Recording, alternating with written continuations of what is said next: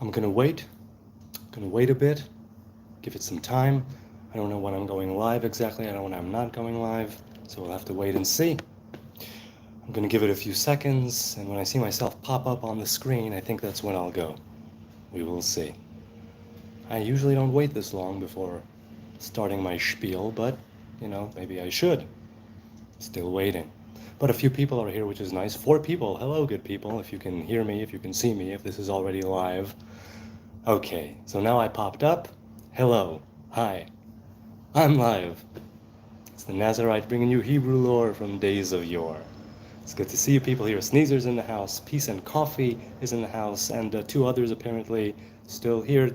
Give a... say, blah, blah, blah, blah.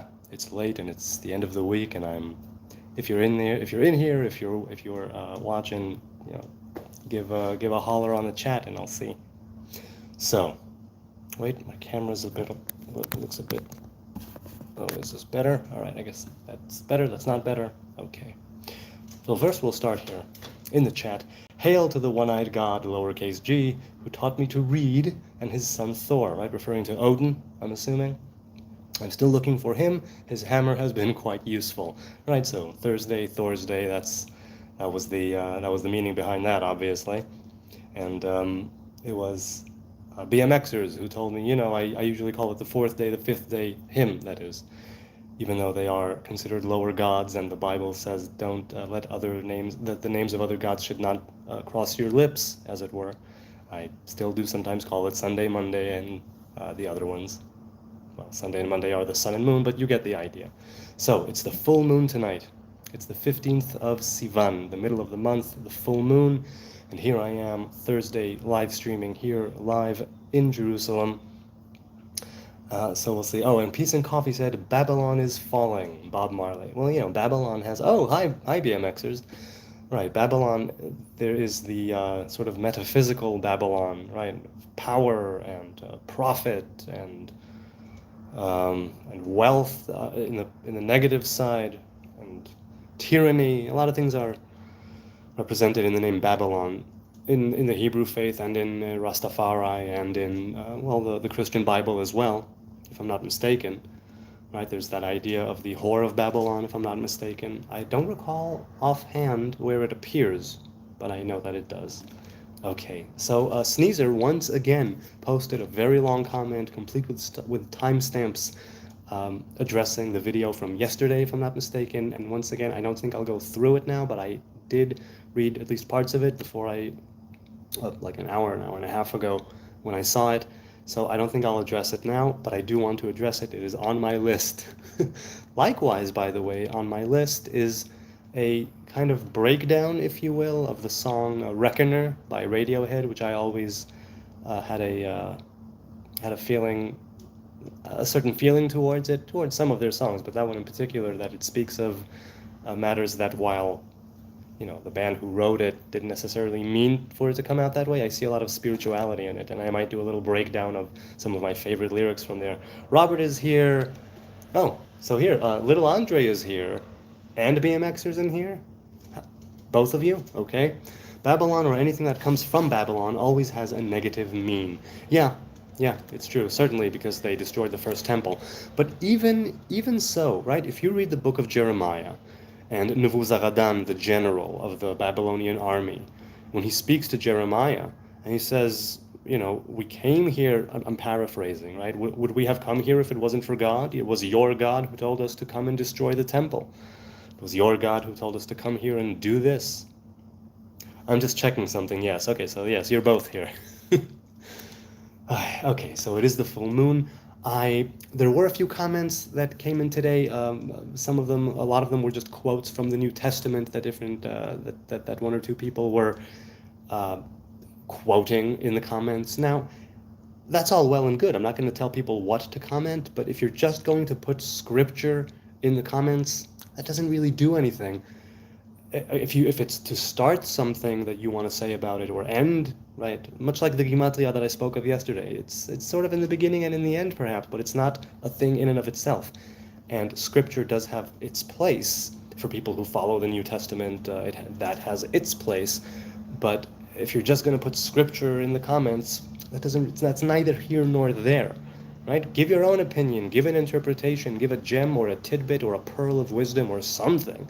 Don't just stick verses in the chat. I don't know if that adds to anything.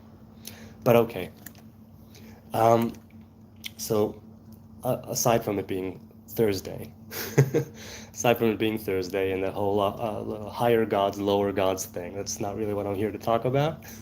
Though I have in the past, I sort of tangentially, I don't think I ever really did a video dedicated to the different pantheon of gods, because I don't know too much about them. Not the Norse gods or the Babylonian gods, not the Roman gods, not the Greek gods. I know some of the myths, I know some of the stories, but okay. Oh, Nitzarim is here. Hi. I heard a rabbi say today is the second Passover. I thought second Passover was back in May. What are your thoughts? Yes, it's Iyar. Iyar is the second Passover. I believe that what the rabbi meant is that the second Passover appears in this week's Torah portion, which is why I spoke of it, which is why I also mentioned the New York Nazarite who spoke of it, Aleph Alif who spoke of it as well. By the way, it's Donnerstag in German, literally Day of Thunder, right? And in Dutch, it's Donderdag, Day of Thunder. So that's definitely the same. That makes sense, says Nitzarim. Yes, it does. So it's not today. It was exactly a month ago at the full moon of Iyar. But it appears today in this week's Torah portion, or this week, rather, in this week's Torah portion. Now, I did want to mention, I wanted to mention something that I heard at work from a guy, from a Chabad Lubavitch chassid that we have at work. We have a few of them. And I'm going to read a few verses from Numbers 9, JPS Tanakh. Verse 15, just a few, bear with me.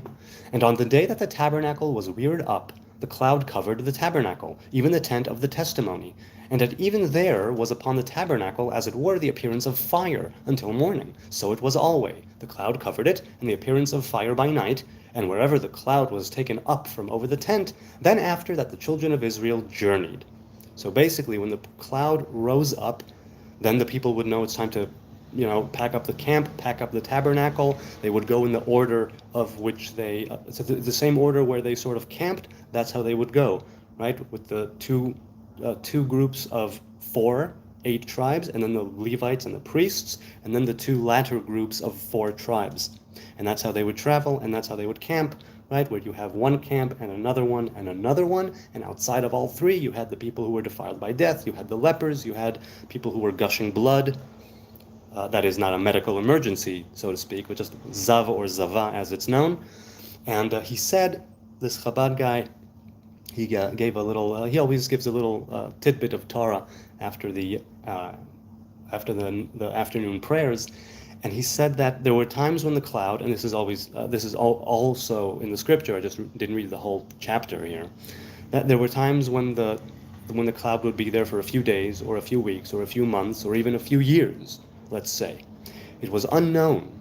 The people of Israel needed to have faith that they needed to have faith in the sense of when they camped, they camped. When they were on the move, they were on the move. And they never knew at what point the horn would sound, right? Because the priests would blow the horn, the cloud would rise up, the priests would blow the horn, and then they would know it's time to move out. And he said that this teaches us to have faith and to see the constant nature of that which is not constant. Again, I'm paraphrasing the Rebbe, the Lubavitcher Rebbe, which he spoke of, right, the Torah that he brought down, where let's say that the idea of having faith in where you are in the here and now, it's kind of twofold, because you could say, wait, why should I do anything? The cloud, I could hear the horn any minute, the cloud could be moving, and I'll have to just stop everything I'm doing and move out. Why should I bother doing anything? Everything is so temporary.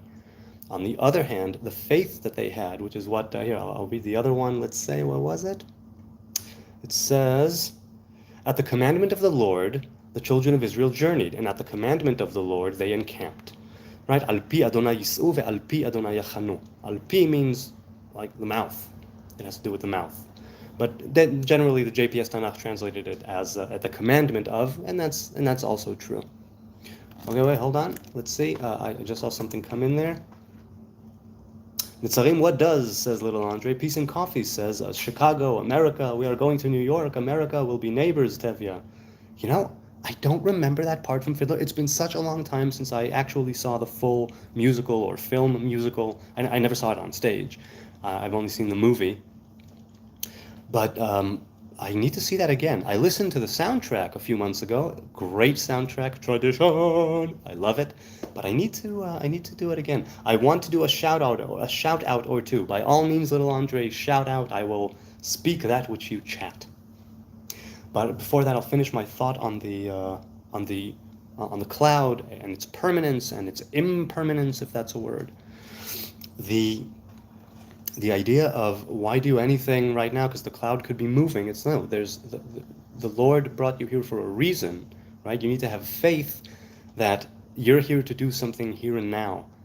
And even when you don't know exactly what's going to happen, have faith in God that even if you don't know where you're going, right? Because they were wandering in the desert after the spies did their thing. Before the spies did their thing, they weren't really wandering so much as they were walking, camping and journeying towards the promised land, towards the land of Canaan. Only after the spies had their say, and Israel had their say, and everything that entailed, only after that did they say, did God say they will be wandering for another 38 years, 40 years, corresponding to 40 days in which the spies were sent out to the land of Canaan, of Israel, the Holy Land, the Promised Land.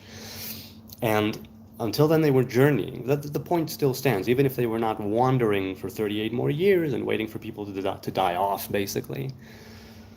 They and for God to have his thing, right? 40 years corresponding to 40 days. Even if you say that this hasn't happened yet, the point still stands where you need to have faith. Even if you don't know exactly what's going to happen, have faith in God that will lead you down the proper path. Now, the desert is something that I can't even imagine. I've been to the desert, I've served in the desert in uniform, and it has its own merits and advantages and obvious disadvantages. But when you think of Israel coming out of tyranny and not immediately coming into the promised land, they had time in the desert, they had time of hardship, they had so many things go on where you can think of it physically and you can think of it spiritually and you can think of it psychologically, and all kinds of commentaries on what went on there and what happened there. Oh, somebody's coming home. I heard the gate. But the point I'm trying to make here, and again I'm paraphrasing, is that there is a place that you are going, and you need to have faith, right, in yourself. You need to have faith in the God that is leading you. If you are going by the commandment of God, you're going to a good place. Let's leave it at that for now. Question, Peace and Coffee asks, if you are the only person who can help someone from death until medical help can arrive, as a Nazarite, can you help a man who's bleeding? Well, first of all, yes, you can help a man who's bleeding, and you're commanded to help a man who's bleeding, basically. Now, if you're a Samson Nazarite and you don't need to fear the defilement of death, hello. And if you are there's the famous halacha of a Nazarite and a priest, or a high priest rather, are walking and they come across a dead body with no one around to bury it. Who is to bury it? Is it the Nazarite or is it the priest, the high priest? Is it high priest or just priest? I think it's the high priest or the Nazarite. And in the halacha it says that the high priest should not bury the dead body. It's the Nazarite who should bury the dead body. And if I'm not mistaken, in the halacha it says because the high priest is segregated and consecrated for life, and the Nazarite is only for a set period of time, providing we're speaking of a Nazarite for a set period of time, the Nazarite can start his counting over if it's a Nazarite ship for a set period of time. But the high priest is for life, basically. And, well, not basically, it is for life until his death. He is a high priest. And so he should not be the one to bury it. Okay, let's go. So the question, I hope I answered the question. Yes, you should help somebody who is, you should definitely help somebody who is in mortal danger. Definitely. Okay, let's see. Nitzarim Nazarite says to little Andre, the explanation of the second Passover being a month ago, but is mentioned this week by some rabbis. Right, it's mentioned this week because it has to do with this Torah portion. I want to shout out to Pinky Winky. Yeah, that's nice. And we have, I'm sorry, I can't read the name because I don't speak or read, I don't read or write or speak proper Arabic, but it's the Palestinian flag. Incidentally, the Palestinian flag only came about in the 1960s because, in my estimation and according to what I know, Palestinian people as a nation, they were around perhaps as a people of the British Mandate of Palestine, and you could argue that they were around for a very long time after the Romans called it Provincia Syria Palestina, but they did not have a flag, they had no anthem, they had no leaders, they had no coin, they had no speech of their own, so to speak. Jordanian and Egyptian nationals. Yes, and they were Jordanian and Egyptian nationals. So the flag, they could make any flag they want. A lot of people are making flags all over the place, so it's a flag. Peace and Coffee says, there is no room for God in the man who is filled with himself, Baal Shem Tov. So the Baal Shem Tov, Rabbi Israel Baal Shem Tov, is known as the modern founder of Hasidism, right, of the Hasidic sects as such. Because Hasidism as a concept, as wanting to get closer, as worshiping God in a bit of a different way, connecting more of a Kabbalistic view of things into the everyday life and into even the common Jew who is not a Kabbalist. That started, they say, with Rabbi Israel Baal Shem Tov, who was around, 500 or so years ago, or almost 600 years ago? I think between 500 or 600. And part of the idea of Hasidism, and I mentioned it, and to some degree Judaism at large, but Hasidism for sure is that idea of nullifying oneself in presence of God, what's called bitul or hishtavut hatzura, making yourself equal to the divine in the sense of that, not equal, like actually equal to the divine essence, but to that revelation which is Ein Sof, which is infinity, which is that nothingness which we cannot perceive, right? That unfathomable thing that we can't really embody. So there is no room for God in the man who is filled with himself. Well, look, the ego, I know that about myself. The ego is a great hindrance. You need to have a certain amount of ego. You need to have a certain amount of pride, a very small amount. They say 1 in 60th. Right? You should have a certain amount of holding yourself up and tall, right? Stand up straight with your shoulders back. But by and large, ego and being full of oneself is not a good thing. Right? Ego and pride are not a good thing, not seen as a good thing, though you should have a modicum, a small amount of it. Shout out to BMX, Little Andre, shout out to BMX Pete's channel over in the US of A, who has a bike shop, not a BMX shop, though, which you get in America and like in Germany, really proper designated BMX shops. Interesting. And his friend Zach Newman, who won X Games one time. Well, that's nice. You're a follower of different BMX. See, that's what I'm telling you, man. Little Andre, you started this niche channel of BMXers with dreadlocks, and apparently you are getting involved digitally, I suppose, or maybe not digitally, maybe actually, with people who own shops. You start your own thing and it grows and it branches out. Speaking of growth and branching out, I saw today, it might end today, but up until now, since I started broadcasting again daily last week with the Nasa Torah portion, each video has been longer. So it's been like 8 or 9 videos that have been, no, it was 8, that have been consecutively, linearly growing in runtime, and I just thought that's interesting. I didn't plan it that way, it just happened. Faith is not looking at the situation around you, says Robert Harrison. I don't know if I agree with that, because you should always be aware of your surroundings. You should always be aware of, right, it's be here now. And there is the here, right? It's not just be now, it's be here now. Or kun hon halla in Arabic. Speaking of Arabic. So I don't know if I agree completely with you right there, Robert. I mean, maybe you mean it differently than I would mean it. Faith is not looking at the situation around you. I think it is precisely looking at the situation around you, but also having faith that even if the situation doesn't match your ideal or what you would consider to be proper or positive sometimes, if you have faith and you're leading yourself right in truth and in righteousness, and nobody does that 100%, but you get the gist of what I'm saying, then you can look around you and continue to have faith that things will get better. And that now, to a great degree, if you're doing things in truth and righteousness, right now is the best situation around. That's not true 100% of the time. As I like saying, there is a very chaotic and random element to creation and definitely to this part of creation, this physical world, this world of knowledge of good and evil, right, when we have it inside of us. You support Palestine or Israel? I support ending this war and making peace. That's what I support. And since I'm an Israeli and I live in Jerusalem, I support an Israeli victory. This does not mean that I support wiping out the entire population of Palestine. I want to wipe out the entire population of Hamas. I want to wipe out terrorism. I want to wipe out those who are truly genocidal and who want to wipe us all out, all of Israel and all the Jews, or to convert us to Islam, which I don't want to do either. So I think that's my quick answer to that. Robert says, Little Andre, I think I saw Pinky at Leslie's stream. Oh yeah, when? Because it's the camera is sort of pointed up, but maybe. Shalom Nami, says Robert. Derech Hagav, by the way, says Little Andre, it's Donner's Tag, not Donner's Dach. Well, Dach is obviously, right, Tag is in German, Dach is in French. It's spelled D-A-G, and it's pronounced Dach in Dutch. I can't speak English, I don't understand. Okay, I guess we are at an impasse then. Sorry about that. Maybe somebody who speaks Arabic can translate what I'm saying. Am Yisrael Chai, says Netzarim. Wir sprechen Deutsche here, nicht Nederlandisch, right? We speak German here, not Dutch. Yeah, I hear you, though I speak neither.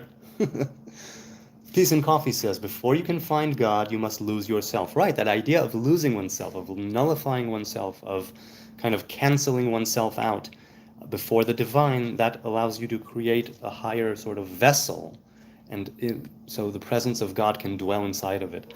Now, I think that some people might even take it the wrong way.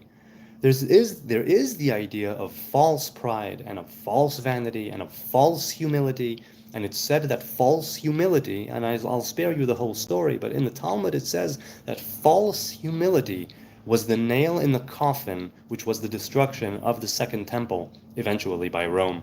And that if it wasn't for false humility, then the temple might have still been around. But that was like or maybe not, but that was like the nail in the coffin at the time. Baal Shem Tov, so it's 400 years then. 400 years. Okay, Baal Shem Tov, August 25th, 1698. So it's just over 300 years. So you know what? I'm thinking more of, I'm sorry. I was thinking of the Ari and the Ramak. They were around 500 years ago, following in their footsteps, in their Kabbalistic footsteps, in the footsteps of the Ari's lore and teachings of Kabbalah, of the Lurianic Kabbalah as it's known. Then Hasidism was able to come in, because there's a major, major difference between Kabbalah before the Ari, right, before Rabbi Yitzchak Luria, and after Rabbi Yitzchak Luria. A major difference. There is one God, Allah. Yes, I agree, you call him whatever name you want. There is one God, right? Many revelations, but only one God. I'd like to agree with that. We are waiting, says Robert, on a Hebrew Nazarite marathon, 24 hours. Whew! Well, you know what? If I ever do that, first of all, wow. Second of all, I don't think YouTube will allow me to do a 24-hour broadcast. Third, if I have enough to even ramble for 24 hours, I might just want to do that. Who knows? Robert says, faith is not looking at the woes of what you're lacking, but putting your faith in God, that he's working behind the scenes. But hey, that's just me. No, I agree. I very much agree. Pardon me. Right. Now, let's put it this way. There are times when you ought to be looking at what you are lacking, right? And if we're speaking of Baal Shem Tov and Hasidism, and that idea of hitbodedut, the idea of that spontaneous prayer in seclusion, going outside into nature, into the forest, underneath your covers before bed, speaking. Rabbi Nachman famously said that a person should be joyful for 23 hours out of the day, and for 1 hour out of the day, he should have a broken heart. And by broken heart, he meant to take that time and designate it for addressing your woes and what you are lacking, but give it the proper time and place, and the other times and places of the day, you ought to be happy. And that idea of being happy most of the time, it also is a great advantage, because there's the idea of fake it till you make it. Some people are against that, some people are for it. I believe that the way you act on the outside can definitely influence you on the inside, and vice versa. But sometimes there is the element of fake it till you make it, and of inviting things in. By fake it, I don't mean fake. I mean a kind of consent of the will, where you say, I'm going to be happy anyway. I'm not going to ignore reality. I'll give it its time and place, but I will not focus on it, right? Like you said, right? I'm not going to look at it. I'm going to put my faith in God working behind the scenes. So it's not just you, Robert. I'm sure many people follow the same thing, but that's a lovely way to phrase it. Little Andre says, will that be possible? Yeah, so I don't know if that will ever be possible, but I'm not saying no. Peace and Coffee. I asked about if a Nazarite can help a bleeding man because I know what blood laws apply for Levites. Can you explain to me what blood laws are? I don't know. You're allowed to be covered in blood. As far as I know, unless you are eating it or drinking it, then you being covered in blood, even if you're a Levite of any tribe, shouldn't be a hindrance to anything. Basically, because there is this idea of uncleanliness, and there is the idea of blood coming on the garments, right? Being on the garments of the priests and the high priest.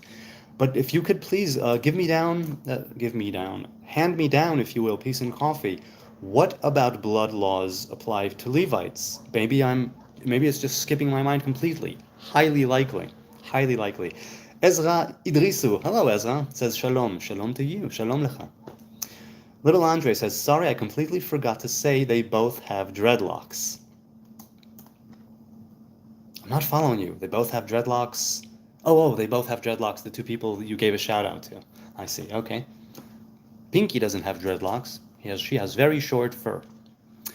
Little Andre continues and says, yes, I've had a few back and forths with BMX Pete on his channel, but they both seem like cool dudes. Both? Is that the word both? Yes, they both seem like cool dudes. Well, good. I hope you continue to have the cool dudes and engage with them. This thing about YouTube, it doesn't have to be YouTube, obviously, but this thing of putting yourself out there, right? Sending your bread upon the water. I'm doing it here digitally, and I suppose I do it in everyday life when I speak with people in anything, really. I fail, but I try to lead a kind of a good life, or what I would consider to be a good life, and I fail at it, but the points where I am good, I feel that is really, truly sending your bread upon the water in the best possible sense, and I don't do it specifically for that, but it's definitely, right, King Solomon was very wise, and he said, do it, because you will find it once again, right? It's that idea of things that come back to you, right? Coming full circle, as it were. And the Hindu, let's say, idea of burning off karma on your way to dharma, right? And shedding the layers, shedding the klipot, and revealing a higher self. Again, making a vessel for your destiny to reveal itself to you, making a vessel for divine revelation to take its dwelling and its presence in you, in your life. That's what Torah and commandments are all about. Peace and Coffee says, well, I only meant Levites specifically can't touch human blood in Book of Leviticus because ritual unclean.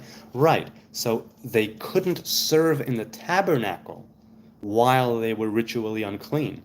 But being ritually unclean is part of all walks of life. Even at the time of the temple, even at the time of the tabernacle, there was never, ever, ever a time when everyone were 100% pure.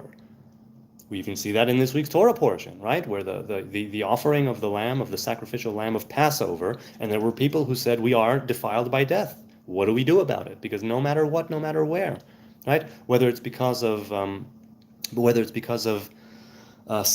nightly what's it called?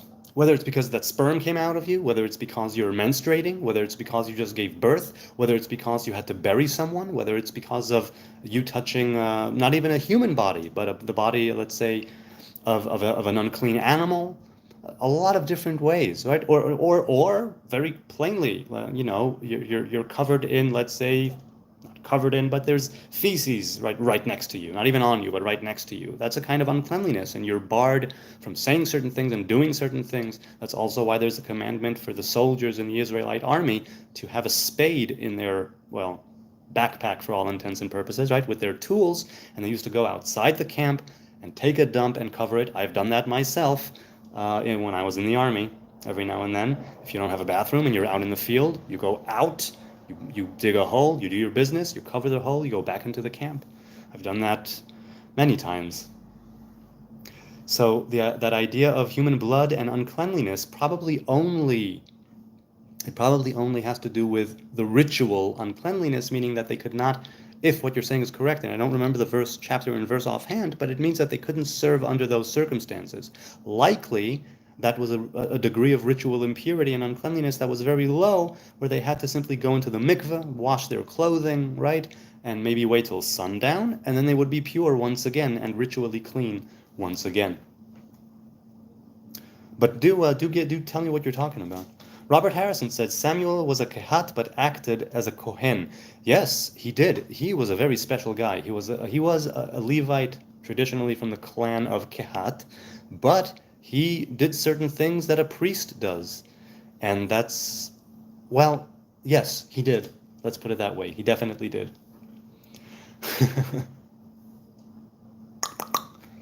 Where was I? Oh, yeah. So, or rad guy. Right, they have dreadlocks and they're rad guys, says little Andre.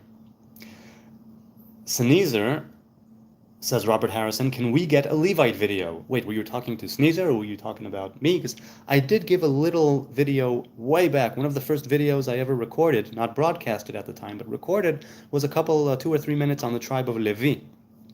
And, right, you can find that on my channel in the archive.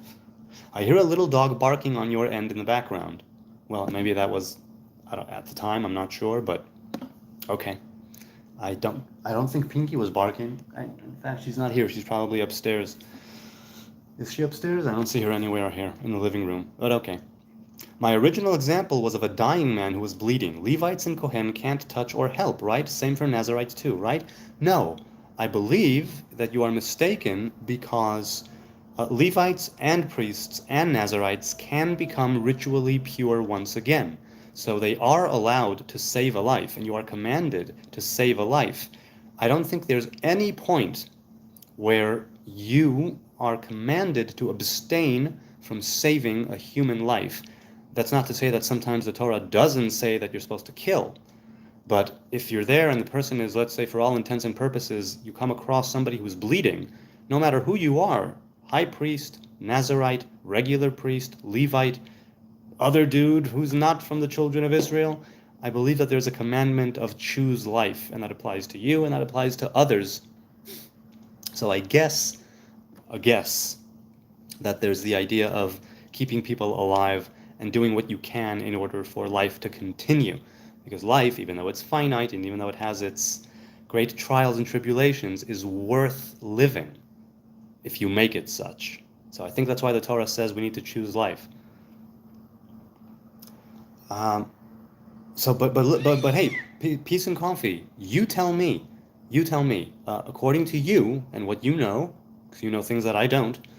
Can you give me chapter and verse? Can you show me where, either in the Torah or in halakhic rabbinic law, where does it say that Levites and priests and Nazarites are not to touch or help somebody who is bleeding? Right? Because I'm pretty sure that might not be the case. Pretty sure that might not be the case, though I can't say for sure. Talking politics is easy, says Peace and Coffee. Comedy is hard. Groucho Marx. Well, you know what? I am such a fan of the Marx Brothers. I read the biography, Groucho and Me, of Groucho Marx. I read the Harpo Speaks autobiography by Harpo Marx. I don't think the other Marx brothers, Gummo, Zeppo, and Chico, had autobiographies. Maybe they did, but I did not read them. Those two, I also read, I read a few things to do with the Marx Brothers. I also read Charlie Chaplin's autobiography, cleverly titled My Autobiography. Groucho Marx, what a guy. What a guy. I watched, a few months ago, like a year ago, I did a little mini marathon of Marx Brothers films with my father. We had been planning it. We had been planning on doing it for a long time. Hey, we should do that sometime. Just sit down and watch some films. And we did, and it was great. We watched a couple of Marx Brothers films, and we watched 1 or 2 Woody Allen films. Great comedians, really great comedians. They knew comedy. I mean, someone like Groucho Marx and the Marx Brothers, coming out of the vaudevillian kind of milieu and going into cinema. And that's where you really see that cinema is just a big show. At least in the beginning, some would say it still is, right, a big show. But back then it was kind of taking the stage and putting it on film. And there's such, right, that silver screen, if you will. There's so much. I mean, look, I studied film and I like old movies. I love, I'm not a buff by any ways and means, but I do like old films. I like black and white. I like the old film noirs, and I like the old comedies. Ezra says, what does Rebbe Nachman say about improving your emun? Is it emunah? Because emun is trust and emunah is faith, and hitbodedut. Well, basically, Rabbi Nachman of Breslev says, and I've quoted this many times because I believe it to be the case personally. He said, hitbodedut hi ma'ala elyona v'gdola min hakol. Hitbodedut is the highest degree of, it's the highest and the most superior attribute, or what would be ma'ala?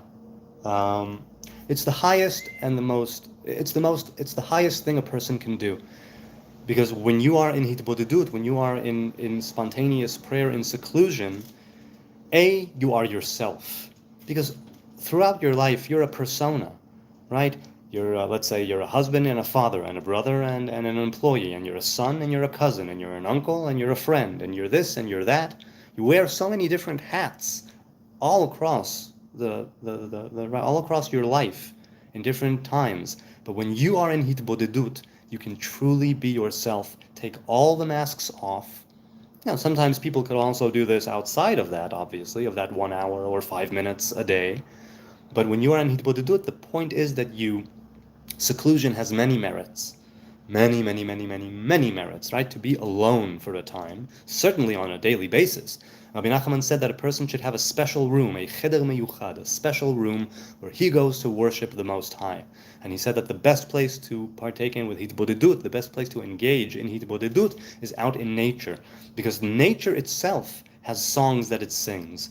And every blade of grass, and every root of a tree or a shrub, every flower, every leaf has its own unique song that it sings, right? It sings praises to God. And when a person goes out into the fields, out into the woods, out into nature, he's able to connect with those songs. He is able to be inspired by nature. He is able to be himself, truly himself, naturally, to be his natural self.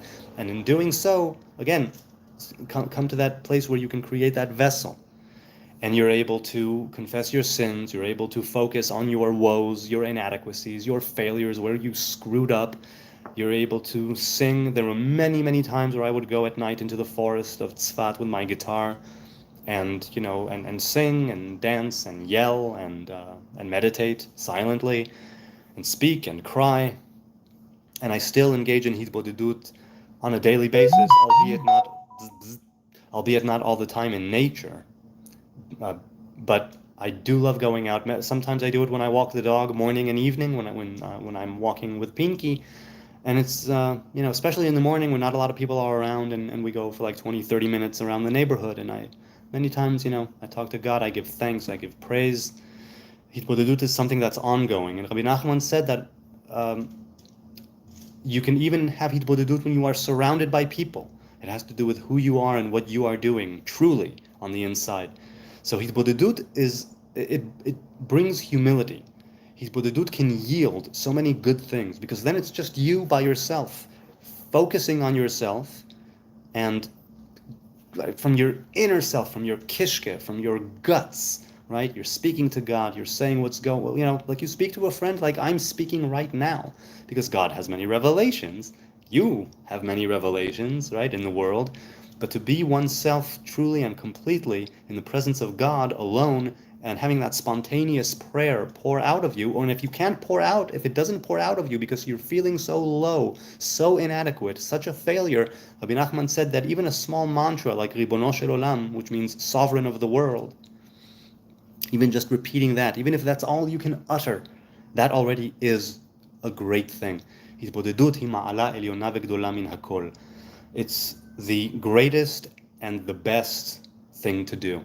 And people who engage in hitbodedut on a regular basis, in my experience, not even, well, let's just say in my experience, it can bring so many good things.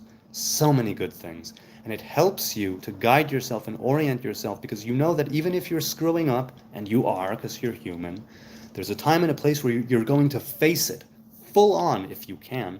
You don't just sweep it under the rug. You keep reminding yourself of where you still have work to do, and that brings humility, right? And you give thanks to the Most High, and that brings humility. You're able to be yourself and not wear any hats and shed the persona, if only for a short time, and that also brings humility. And that's the key to all good traits. It's the key to all good things, to be humble.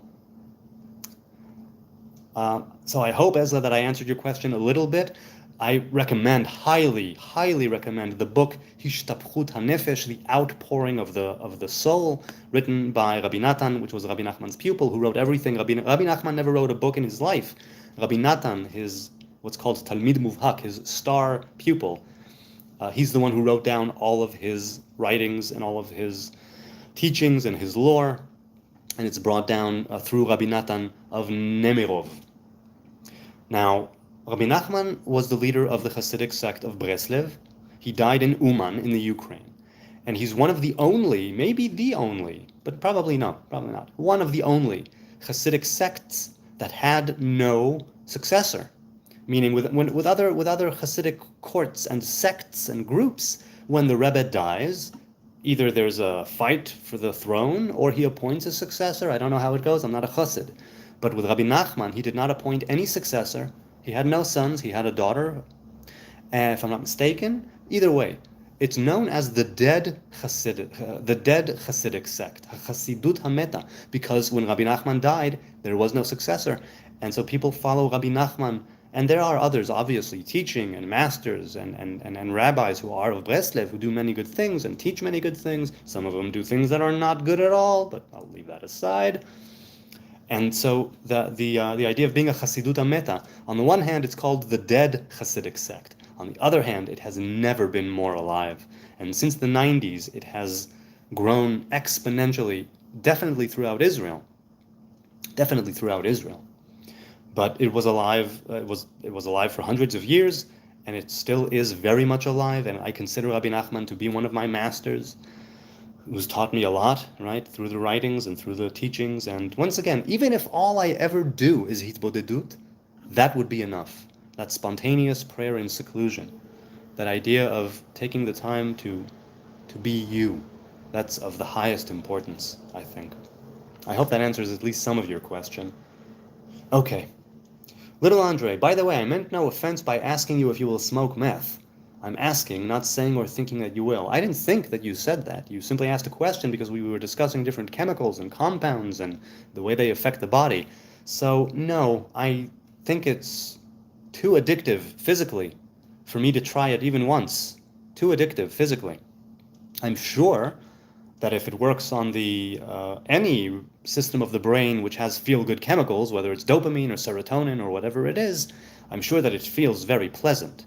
I'm sure it feels like you're being shot out of a cannon into like a big, into a cloud, whatever, but no, I don't plan on doing that. I don't plan on doing that at all. I don't think I ever will. Shalom, Frankie. Hi, Frankie. Shalom, he says. Please could you elaborate a little further on a comment that you made in a video? This is regarding the word Elim and the statement made, God of the pools. Thank you. So, right, Robert asked about the meaning of the word Elim, where that they arrived at a place, the children of Israel, after the parting of the sea, after walking for 3 days and 3 nights, or was it just 3 days? I think 3 days and 3 nights, or part of that time, 3 days, let's call it 3 days, huh? They arrived at a place called Elim, which had 12 pools of water and 70 trees and 70 date trees, if I'm not mistaken. And I mentioned the book Elima by the Ramak, which I have, but have not opened yet really, and I haven't started studying it yet. I guess when the time comes, I will. Something tells me I'll need to study that one with a proper master. But I digress. No, God of the pools. That was when I looked it up, right? Elim literally means gods. And many times it's translated in Hebrew as lower gods, like the pantheon of lower gods. Because like I said, we consider the different revelations and forces of nature to be part of God, but just a revelation of the one Hebrew God. Other peoples and faiths and ways of life attribute true divinity to these forces of nature, to these different facets of life, right? Like Rome, Greece, and many, many others before, who had a whole host of gods. And when I looked it up, just to get a better idea of what Elim would mean practically, it said God of the pools. So I will quickly look that up in Hebrew and see if something pops up, because I didn't look past it. So you'll have to give me a second here, and I will look for it in Hebrew, because obviously you guys can do it in English.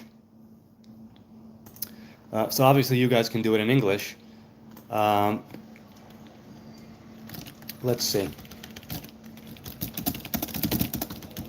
Nothing pops up. I'll try a different phrasing, and then I'll just stop, because if I can't do it now, I'll leave a comment or do it tomorrow, because I don't want to keep you guys waiting for me to type different things. Okay, let's see. I don't see anything that pops out in the Hebrew. But let me try. I'm sorry, one last thing. No, there's nothing here, but I will look into it. And send me a comment, because I might forget. It's late. Please do let me know. I do want to address it. I found it out just right then and there. I had no idea that Elim was considered God of the pools, Elohei HaMa'ayanot. I did not know that. I knew that from when Robert asked. So it'll have to wait. It ends tonight, probably, but it depends on you, says little Andre.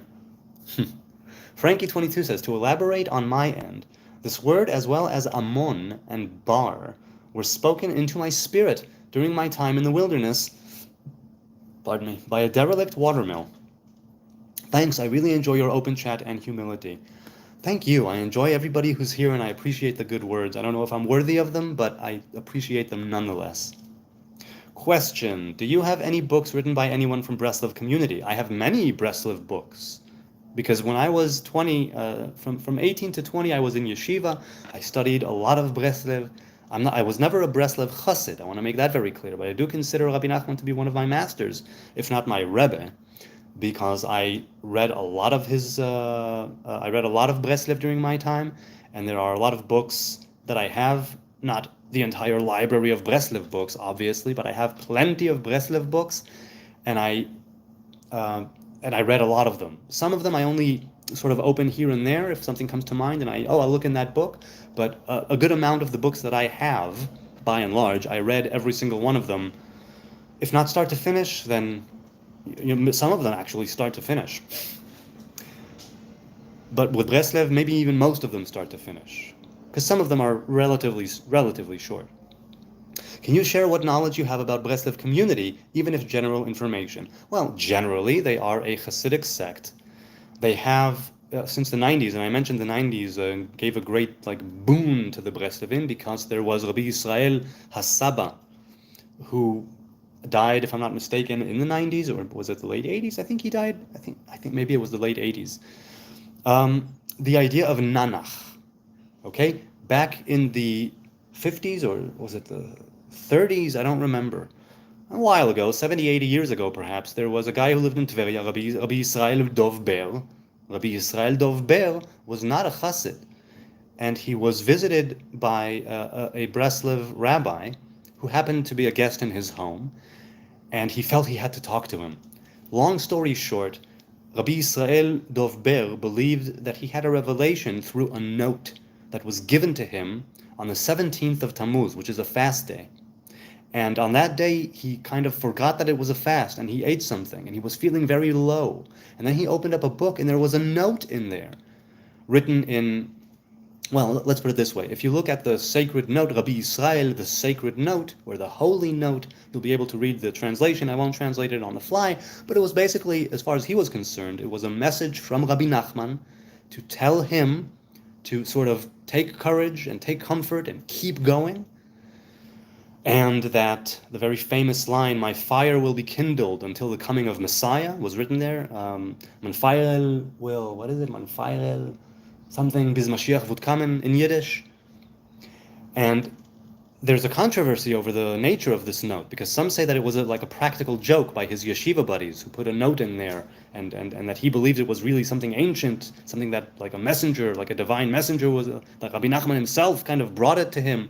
And some say that it really was. The people who claim that that note really truly was something that happened and was a message from Rabbi Nachman to Rabbi Israel, they're called the Nanachim. And the reason that they're called the Nanachim or the Nanachs is because that it was signed, that note was signed Na Nach Nachma Nachman Meuman.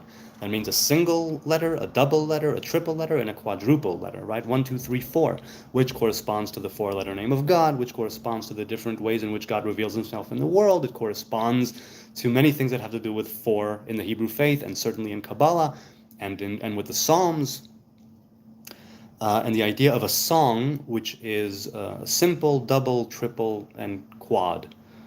So the Breslev community is split. There are the more traditional chassids who dress in black, who wear a hat, right, which is just kind of the fashion in Europe from like what 400 years ago or so, right? The jacket and the white and the hat, right? The black hat. Breslevim many times don't have a black yarmulke, right? They have, or skull cap or head covering. They have a white one with like a tassel at the top of it. And the Breslev Chassidut is kind of split into the more traditional Chassids. Kind of, some of them don't look too favorably on the Nanachs, and they say that the Saba and Rabbi Israel's ordeal and his experience and going from that, his teachings were not proper Breslev teachings. So there's a kind of divide in the Breslev community. But basically, I think the Breslev community is a normal Hasidic community. They each have their own traditions and they each have their own unique ways of praying. Many Breslev Chasids pray out loud, yelling the words sometimes. Again, coming from deep inside of you. They have their own nigunim, melodies. They have their own ways, like I said, of praying and of congregating. Right? Hasidim have hitva'aduyot, places where they sit and learn Torah, and they have like what's called a reasoning. Right? In Rastafari, it's called reasoning, if I'm not mistaken. Right? Getting together in a group. And the Rastafari pass around the chalice, perhaps, and in the Hasidic groups, they pass around a bottle of wine or a bottle of vodka or whatever it is to get a bit of a high spirit, if you will. Though that's not unique to Breslev. What is unique to Breslev is Rabbi Nachman's teachings. Rabbi Nachman's teachings are unique to Breslev, and the way that they treat halacha in the sense of what they can glean from it, right? With the book Likutei Halachot, written by Rabbi Natan in accordance with Rabbi Nachman's teachings. I don't know if that answers the question, but that's the general information I have. I was living in Tzfat, and that's part of there's a very large Breslev community there. I've been to different neighborhoods in Jerusalem where there are where there's a large Breslev community. I've been to their shops, I've been to their shuls, not all of them, obviously. There's a lot of joy in Breslev. There's a lot of joy there, and a lot of good traits, a lot of things that I would consider to be sacred and holy, right? Obviously, you have the counterpart, which are people who go about it the wrong way. No judgment, that's just a given. But it's a very special Hasidic community as far as I can tell, but I don't know enough about the other Hasidic communities to make that call. I just know that from my experiences and from my learnings and teachings and congregating and reasoning with Breslev Chasids, be they Nanach or the prior, right, before Nanach Chasids, they have a lot, and there's a lot that you can learn from them, especially because Rabbi Nachman was such an interesting teacher. Rabbi Nachman was the great-grandson of Rabbi Israel Baal Shem Tov, right? Through his granddaughter, if I'm not mistaken. Hello, Jonathan. Question. I love Rabbi Nachman's teachings. I also love Baba Sali. You have answered my question. Oh, that's good. Beautiful. Beautiful. I'm glad then. So Baba Sali was Rabbi Israel Abu Chatzera from Morocco. I think that his yard site was recently or is coming up. I don't recall. Rabbi Yisrael Abu Chatzera. Abu Chatzera means father of the rug, and he was a great Kabbalist. He was one of the last great Kabbalists of our time. He died not long ago, relatively speaking, and he met with Rabbi Mordechai Eliyahu, whose son Rabbi Shmuel Eliyahu is the chief rabbi of Tzfat, and I've learned with him, and I've met with him, and I've heard him speak. He came to speak. Well, anyway, again, I digress. So Rabbi Mordechai Eliyahu and Rabbi Yisrael Abu Chatzera, if I'm not mistaken, they met. Rabbi Yisrael Abu Chatzera gave Rabbi Mordechai Eliyahu a garment that he either sewed or made or had made in order for Rabbi Mordechai Eliyahu to either wear or present at the coming of the Messiah. And when Rabbi Mordechai Eliyahu died, oh man, what's it been? 15 years, I guess? Something like that, a decade or more. Rabbi Mordechai Eliyahu, Rabbi Yisrael Abu Chatzera Baba Sali of Morocco, who came to Israel, right? He also met with the Lubavitcher Rebbe, if I'm not mistaken, right? Baba Sali, I think, met with the Lubavitcher Rebbe. And there's footage of that, by the way. Look it up if you want, how they met, and a quick video, if I'm not mistaken. Man, I keep on just going in tangents. So Baba Sali was one of the world's more recent great Kabbalists. And towards the end of his life, he was more affiliated with the political party Shas. I don't like that at all. I don't think that was a good thing, but what do I know? I just like to stay away from politics, and I didn't like to see the way that certain teachers and masters were being sort of pulled into politics. That did not sit well with me at all. Baba Sali and Shas, the political party, which is still going strong, there was a controversy over the use of amulets, of Kabbalistic amulets. And I'll go into that just for a bit. It used to be that you had a problem, a personal issue, or something that you wanted to deal with, contend with, contend with. And so you would go to a Kabbalist, and he would write a specific sort of charm or amulet, right? Either on silver or on gold, or on a piece of parchment, right? Certain names of God in certain order, because I'm not a Kabbalist, right? But there are certain things that a Kabbalist can write down that could have an effect if you keep it on your person, if you do this or that with it. Now, you can believe in charms and amulets or not, but there was one time or another, in the 90s and probably way before that too, when Shas was using the Baba Sali's amulets and sort of handing them out and giving them away and addressing them, let's say, to the general public. Now, I was a little boy, I didn't know anything at the time, but looking back at it now, I understand that I don't think that's what amulets are for. While it's true that there are names of God and that they can have certain effects on the individual and on the congregation and on the people at large, or however you want to look at it, to have that idea of a Kabbalistic amulet or something on a chain that is not given to you personally, depending on the nature of the amulet, maybe it has an effect, maybe not. I'm not a Kabbalist. I just don't see eye to eye with those tactics. Baba Sali was very famous for that, and people gave him a lot of crap for him coming together with Shas, being a Sephardi, right, of Morocco, of the eastern nations, let's say. But Baba Sali himself, from what I've gathered, I don't think I've ever read any of his books, but I know that he was a great Kabbalist. He's always been referred to as a great Kabbalist. Him and Rabbi Mordechai Eliyahu were two of the greatest, and they died recently, let's say, fairly recently. And there are people who continue their path, and there are great Kabbalists now who walk the earth, certainly in the land of Israel. But those two are considered very, very special. Baba Sali has a very special place in the hearts of many people. He was considered to be like a great light and a real angel of God, right? A real messenger of God. Baba Sali, if I'm not mistaken, also said, correct me if I'm wrong, maybe look it up, that a person who does not touch his beard, who does not shave his beard, and who grows it, half of his sins, he said, are on me. He was very much into the beard and into growing the beard. Okay, let's see. By the way, thanks so much, said Frankie. Eiler, hi Eiler, asks, can the Nazarite crown be a substitute for a yarmulke? Do you wear one? So the Nazarite crown is not a substitute for a yarmulke. It is the original yarmulke. In the very same way, I say, and it's a controversy and a difference of opinion among the Nazarites, but different reasons that I won't get into right now. I don't wear tefillin. I don't put on the phylacteries. It's been, I think, about a decade, maybe a little bit less, since I put on my phylacteries, and I put them on from the time I was bar mitzvahed until that time, right? Until my 30s. I put on my phylacteries when I prayed the morning prayer, or at some point during the day. If I had missed that, right, I put on my phylacteries. Obviously, there were days that I missed and that I wasn't into it. I didn't do it every single day since I turned 13, but I did put it on regularly, very regularly. Almost every single day of my life from the time I was 13.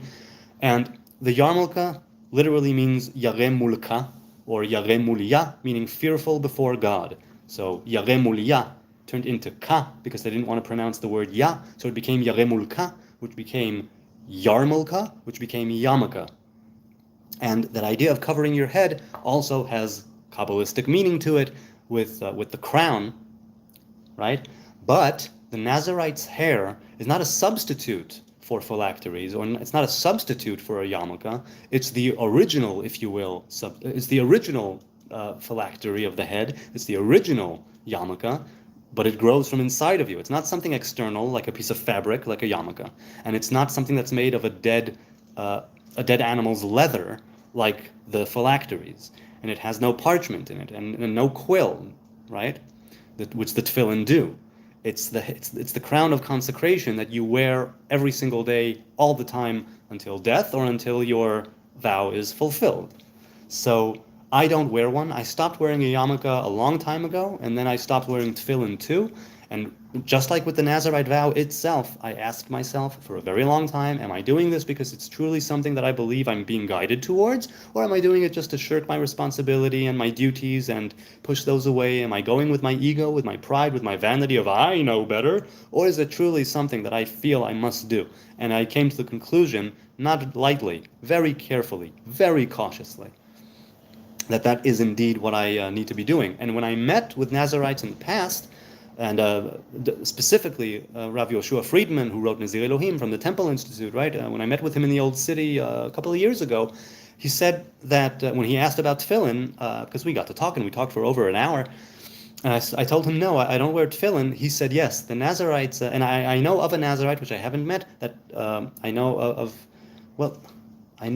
the Nazarite either does not wear tefillin at all, or he wears them all day. That's one or the other. Now, obviously, you have Nazarites who only put it on in the morning prayers or at some point during the day. And there's the Rashi phylacteries, the Rabbeinu Tam phylacteries, the Shimush Rabbah phylacteries. There are different types of phylacteries depending on the prayer, depending on your tradition, depending on a lot of things. Some people wear two, Kabbalists mainly, wear two sets, Rashi and Rabbeinu Tam, together. So the Nazarite, because it's still a difference of opinion and a kind of point of controversy, and I mean that in the best possible way, right? A controversy which brings about greater divinity into oneself and into the world. Not a controversy that's a fight, but a controversy where both opinions dwell in one place at the same time, in a good way. It's not a question of winning or losing. It's not a question of halacha specifically. It's a question of how you lead your life, and both things can exist at the same time. So I am a Nazarite who does not wear tefillin. I know that some Nazarites wear tefillin the entire day and take it off in the evening when the sun sets or just before the sunset. So as a long-winded answer to your question, that's how I see it. It's not a substitute, it's the original, and I don't wear a yarmulke. Thanks so much, says Frankie. Thank you. People, it's like I said, it's late, it's after 11, and I am not a scholar. I am not a rabbi. I am not a man of halacha. I'm just a simple Nazarite, Am Haaretz, right? I'm just a simple, common Nazarite. So there may be many times when I answer half-assed, or I don't address what ought to be addressed because I simply don't know, or because I only know part of it. So correct me if I'm wrong, enlighten me. This is part of why I'm doing this. I want to learn from people. I want to increase my knowledge. I want to gain more wisdom, and part of gaining wisdom is through experiences, and part of gaining wisdom is by understanding that other people can teach you some stuff. And they went through experiences, so you won't have to, and they can tell you a thing or two. So, Okay. Little Andre says, by the way, what do you mean by divinity? Can we talk more about Thor? I like the stories. We can talk more about Thor, but the only connection I have to Thor is through the Marvel movies, and I don't think that's the kind you want to talk about. So do tell me a tale or two of the god of thunder. Now, what do I mean by divinity? I mean the divine presence. That's plainly what I mean by divinity. I mean the divine presence, not the divine, not the creator, but the way that the creator is revealed in the world, right? Elohut, not the Eloha. Divinity, not the divine. That's basically what I mean. When I say connect with divinity, when I say remember your own divinity, when I say that anything to do with divinity, it usually means connecting with a revelation of God and never with God, because I don't know God. You mentioned him as if he's real. Are you talking about Thor? Little Andre says, I believe he's real, but not as the character presented to us. Again, are you still talking about Thor? You'll have to let me know. Okay. Question by Peace and Coffee. Are Nazarites allowed to visit the gravesites of tzaddikim in Israel? Not if they are the numbers vow Nazarites. If they are Samson Nazarites like myself, they are allowed. If they are not, if they are numbers Nazarites, then they are not allowed. Much like priests. Question. So there was a schism in Breslev community. Your information about Breslev was helpful. You know what? I'll have to look up the precise definition of schism. Yes, that's what I figured. A divide. Yes, there was a divide. Now, it could be that in the recent years, or it could be that that division was kind of smoothed over, right? It could be that it was worked out. I still have a suspicion that the Nanachs and the, let's say, Black Hat, Bresleverim. Now, both of them are religious. Both of them follow halacha, or say they do, right? I mean, 'cause who knows what a person does But both of them are Breslev Chassids. Both of them follow the teachings of Rabbi Nachman. Both of them are Orthodox Jews who follow the rabbinic law as we know it. But they differ in the way that they differ in the Nanach. They differ precisely, mainly on that. On, was the holy note to Rabbi Yisrael real? Was the Nanach, Nachman, Meuman, is that a mantra, a chant that we should be saying all the time? Is that the answer? Does that correspond to the Hebrew and to the four-letter name of God? Right? Does it correspond to all of those things which they claim? Is it the cure? Right? Is it what is supposed to bring health and vitality and fix the wounds and the woes and the injuries of the daughter, right, of Israel? The Nanach say exactly that, yes. And the other Breslevs do not, as far as I know. Little Andre says, I asked that, and if you know German Jews who smoke that, in the chat now. I'm sorry, man. I'm sorry. You'll have to reference in the chat what you're speaking of, because I'm reading it retroactively. Sorry. My memory, especially now, because I'm blah blah blahing and rambling here, and going on tangents and digressing into all the kinds of things, so I lose a little bit of what I was saying before, and so by the time I get to the chat, okay. So I'm sorry. Ariel Marshall, hi, hello, you made it. Thought I would take a look in to the live stream. I appreciate it. Little to no signal though, so challenging to say the least. Well, no, don't. If you're losing a signal, then don't stay here for me. I'm sure you have better things to do, so go for it. Ezra says, why don't you pray tefillin? Well, you know what? I guess I gave a kind of answer. I have a deeper answer that I won't get into now. But let's just put it this way. I'll put it very plainly. While I still was wearing tefillin every day, not all day, but every day, in the morning, I started feeling something to do with it, which said to me, you're wearing the wrong crown. You're putting a crown of death and of leather, of animal leather, and of parchment and ink and quill and material, physical, external things on top of your crown of consecration. Now, I don't consider myself to be somebody who has already fulfilled the Nazariteship and have attained everything, and I don't consider myself a holy person in any way. I have set myself aside in this vow. In that sense, I am set apart, like all Nazarites.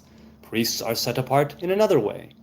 Levites are set apart in another way, and so on and so forth. Kings are set apart in another way, right? We each have ways in which we can set ourselves apart, be it a birthright, be it something we take on ourselves. And people who are not of any tribe or affiliation, if they make a vow of, I'm going to fast, I'm going to give this amount to charity, I'm going to do X, Y, or Z, they set themselves apart in conduct, in behavior, in speech, a vow of silence, for instance, which can be very beneficial too for a time, by the way. And I've done that not for extensive periods of time, but I have without a vow, just doing it. So I started getting the feeling and the call, if you will, of revelation, right, of God's revelation telling me that I'm wearing the wrong crown, right? I'm wearing a wrong crown, if you will, on top of the crown of consecration. And when I looked into it for a very long time, mind you, I came to the conclusion, into the understanding very deeply, that the tefillin is not supposed to be for me. Later on, in the book Nazirut Israel by Rav Nazir Gavriel, and his website Nazirut Israel, he might say it there too, he says that the Nazarite is not allowed to wear tefillin. Isur. He says there is an isur for a Nazarite to wear tefillin. But like I said, I have met with Nazarites who say, no, you wear them all day. So it's still a point of not contention, but controversy and difference of opinion, right? So that's basically why. If, Ezra, you're interested in a, let's say, deeper explanation of why, hit me up in the DMs, right? I'm Hebrew Nazarite across the board, Twitter, Facebook, YouTube, TikTok. Hit me up and in the DMs, and I'll try and get a bit into it. I don't know who you are. I don't know your background. I don't want to misspeak. So that's where I'll leave it at that. Peace and Coffee says, I've seen black kippas for Breslov communities, so white and black are available. Yes, they are available, but I've seen many or most of Breslov Chassids wear a white one, and the Nanachs wear a white one with a fringe on top. Daniel Santos, hello again. Hello to you. Hello to you. So nice to be here. So nice to engage with you good people. Daniel Santos continues and says, I think I read in a sociology book that Judaism went from a closed religion with no focus on conversion to something a little more expansionist, religiously speaking. Well, here's the thing.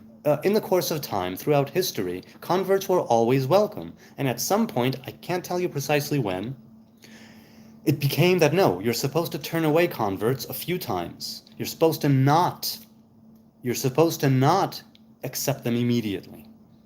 And this goes a little bit in the face, it flies in the face, let's say, of what conversion is basically, right? Where you become different, you make a new covenant, you take on the yoke of Torah and mitzvahs and the Hebrew faith, the Hebrew God, and you run with it, and you have converted. You get circumcised. If you're not, you go to a mikveh, you are a Jew. Maybe you take a new name, many converts do take a new name, and you become a Jew, a Heb, an Israelite.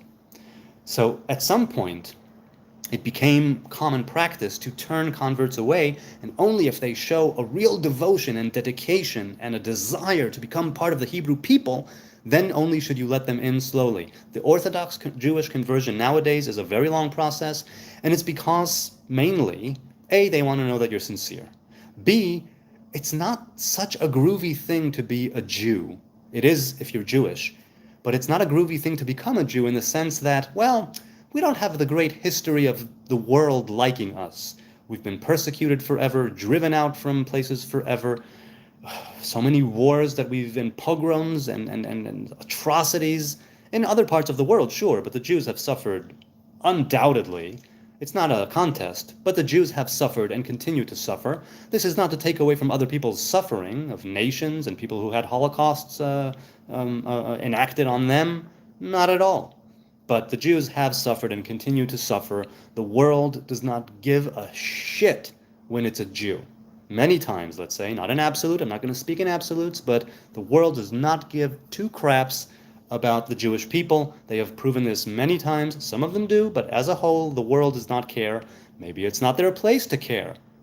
But it's the Jews, the Israelites, who ought to be looking out for themselves. We have allies, we have people we have pacts with, diplomatic and others, in this day and age, but it's enough to just look at the war going on right now and at public opinion, let's say, and the media to see that, no, Israel gets no sympathy. Jews get no sympathy. Not even Israel, because the state of Israel is a point of contention. I'll say Jews then. No sympathy.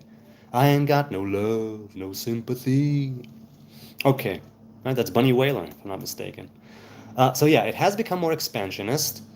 Some people say, no, you should be taking converts in all the time because they are souls, they say, that are part of the Hebrew people that need to be coming back to the flock, as it were.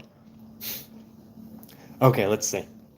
Daniel continues and says, how do you see current Judaism in this aspect? Well, okay, I guess that's what I was saying right now. Please do tell me if I answered it a little bit, or if I didn't answer enough, or if I accepted Jesus as my Lord and Savior, says ... No, I have not. I have accepted Jesus as somebody who may have existed at the time of the Second Temple, who lived and taught and died like a man. He may have been a sage, he may have been a scholar, he certainly had a lot to say, he may have performed miracles, he may have helped a lot of people, and no, he is not, definitely not my Lord, definitely not my Savior. No. Overslept. Hi all. Hi Sneezer, good to see you here. Peace and Coffee says, so, was the Breslev schism over heresy or theological differences? That's a good question. You'd have to ask a Breslev Chassid, but I think perhaps it is not heresy. Not heresy. I would venture to say it's theological differences more than it is heresy. No, he hasn't, says Sneezer. Right on. Ezra says, divine presence rests upon man, neither through gloom, nor through sloth, nor through frivolity, nor through levity, nor through talk, nor through idle chatter, save through a matter of mitzvah. That's not precise. It says simcha shel mitzvah, right? Ezra, it says the joy of a mitzvah. And I'll tell you this. I had a dialogue with the Nazarite Essene woman, Sarah Hayona Eisenman, who goes now by Shechina Judaism. And after the dialogue we had, I made a video, a quick 4 or 5 minute video titled Shechina and the Joy of Mitzvah. But I did it so, I made it for her because she wanted to know a bit more about that connection.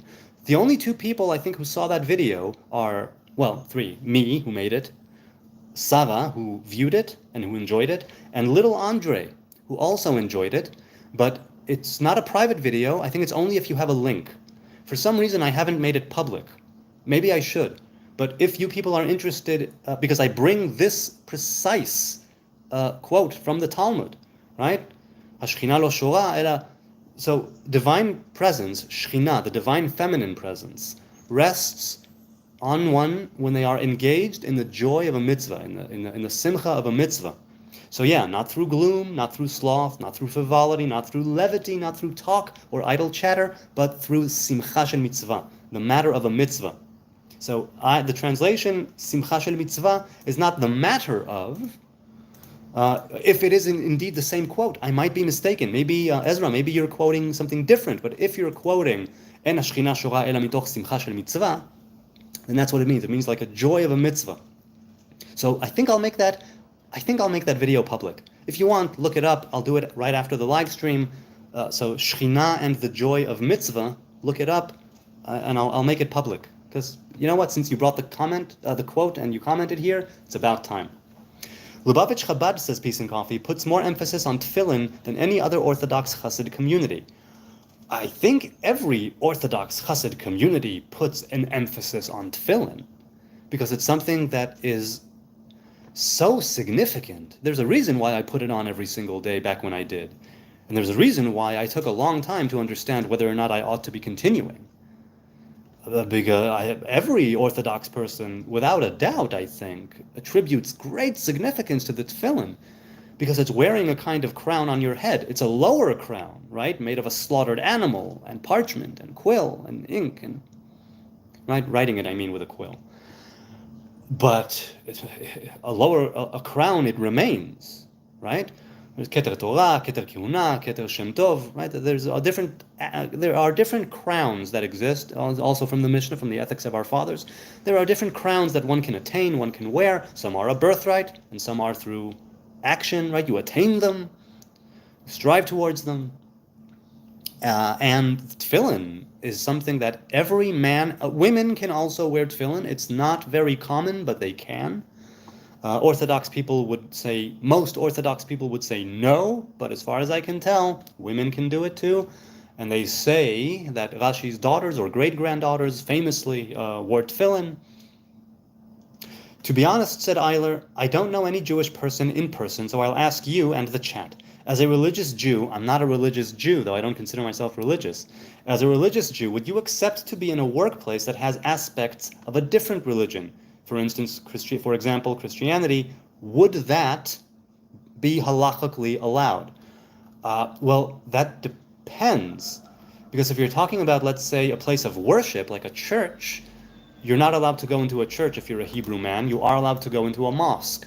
You're not allowed to go into a Hindu temple if you're a Jew, if you're a Hebrew man or woman, but you're allowed to go into other places that are not with other gods, right? So if there's false idols, false gods, or idol worship, or a foreign type of worship, then no. But a workplace that has aspects, you'll have to be more precise. What does it mean, a workplace that has aspects? If you're a Jew and you're working for, let's say, a Christian organization, because that's the job you could get to put food on the table, and they are, let's say, a Christian organization which gives out meals to the needy and the poor, I think you're doing a great mitzvah. I think you're doing a great good deed and helping your fellow man, and that's a universal good deed. That has nothing to do with, halacha per se, or with Jewish anything per se. It has to do with being a good person. And it might, in that case, trump that idea of don't be in the vicinity of, let's say, if that's what you're going for. But by that rationale, a Jew in a foreign land, a Muslim country, a Christian country, would not halachically be allowed to be there. Some say that it actually is the case, and that everybody should make aliyah, right, and ascend to Israel, but that's beside the point. Sneezer says, but why do Jews suffer? Because they turn their back on God. Yeah, I'm inclined to say that. The Torah is very clear on that. The Torah says, if you turn back on your covenant, the covenant will remain, but you will suffer until you take it back on your shoulders, until you take that burden on yourselves again. It could happen when you're in Israel, in the Holy Land. It could happen when you're surrounded by enemies, if that comes, and pestilence and plagues. It can come when your cities are destroyed and your sons and daughters are slaughtered. It can come when you're kicked out and you're slaves, sold into slavery for cheap, by the way, in a foreign land. But eventually, the merit of our fathers, Abraham, Isaac, and Jacob, and the 12 tribes, it exists. The covenant of Torah, the connection between Adonai and Israel, exists, and it persists throughout the generations, and so it will remain. Which is why there is no such thing as a new covenant, nor a New Testament. Or it could be a New Testament for others, but definitely not for Jewish people who go with Torah and their commandments, for sure. So Jews suffer because they turn their backs on God. I'm inclined to say that is 100% the case. I'm not taking myself out of this equation, by the way. Now, there are also things, that's like strict Torah. There's also, like I said, a random and chaotic element to creation. Because there are many people who would say, oh yeah, well what about God, in this and that? Where was God here and there? These were good people, these were God-fearing people, and look at what happened. I'm like, okay, fair enough. I'm quoting the Torah here. My go-to is the 5 books of Moses. My go-to is the Torah, and the Torah says very plainly several times in gruesome detail, right? Right down to you will eat the flesh of your daughters and your sons because you'll have nothing. Right down to that, right? Yes, you will suffer because you will have to then ask yourself, why therefore do I suffer? And if you have some wisdom, you'll turn back to God, you'll turn back to Torah, you'll turn back to your Hebrew covenant, and you will be delivered. Maybe not immediately, definitely not immediately, I think, because it's a natural progression.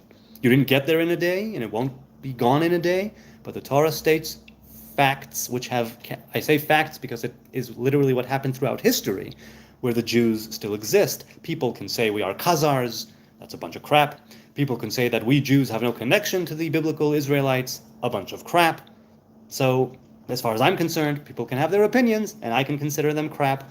That's what we have, that's a dialogue. You can speak your mind, and I can say, okay, you can think it, and I think it's crap. You can both think things. Peace and Coffee says, most churches are too eager to take in converts, which may not always benefit the person genuinely seeking something spiritual. Turning someone away 3 times sounds prudent. I'm inclined to agree that it is prudent. But is it originally how Hebrew, Jewish conversion took place? I'm inclined to say no. Is it something that has its merits and advantages? Definitely yes. Right? You vet people that way. You filter out people that way. And you give them the chance to rethink it. And to say, you know what, maybe they're right. Maybe I don't want this life with 613 commandments. Maybe I don't want this life where half of the commandments are of the ritual worship in a place which no longer exists, or does not exist yet. Maybe I don't want to be part of a people who have been persecuted forever, and who have to fight for every single thing, every time, always. Maybe I don't want to be part of this. Maybe I don't want to take on this covenant. So, yeah, it could be very prudent. A Christian organization, in essence, says Eiler. Okay, so I hope I gave some sort of an answer. I'm not sure if I did. Okay. Well, sir, if not, says ... you're dying in your sins. Dude, I know I'm dying in my sins regardless of Yeshua. I'm dying in my sins because to sin means to miss the mark. That's a chit. That's literally what it means. I'm missing the mark constantly, including right now at this very moment, looking into this camera, speaking to you good people. I'm definitely missing the mark. Now, I strive to better my aim. I strive to pick up a better arrow and better bow and strengthen myself and my senses so I will hit straight and true eventually. But even then, there are no absolutes. I'll never be 100% good all the time. I'll always be sinning. I'm a sinner. Let's make that perfectly clear right here. Obviously, I'm dying in my sins. That has nothing to do with Yeshua, as far as I'm concerned. Taking in converts, says Sneezer, or even just new, too easily is part of why each group, so many pretenders and misunderstanders. Well, look, on the other hand, Sneezer, what are you going to do? Are you going to do something like the Essenes did, where they had you come to the congregation, but you weren't made a full member of the tribe or the sect or the group until like a few years had passed? Or will you do it like Orthodox Judaism, where you need to go like over a year? Is it a year or 2 years? Depending on who you go to.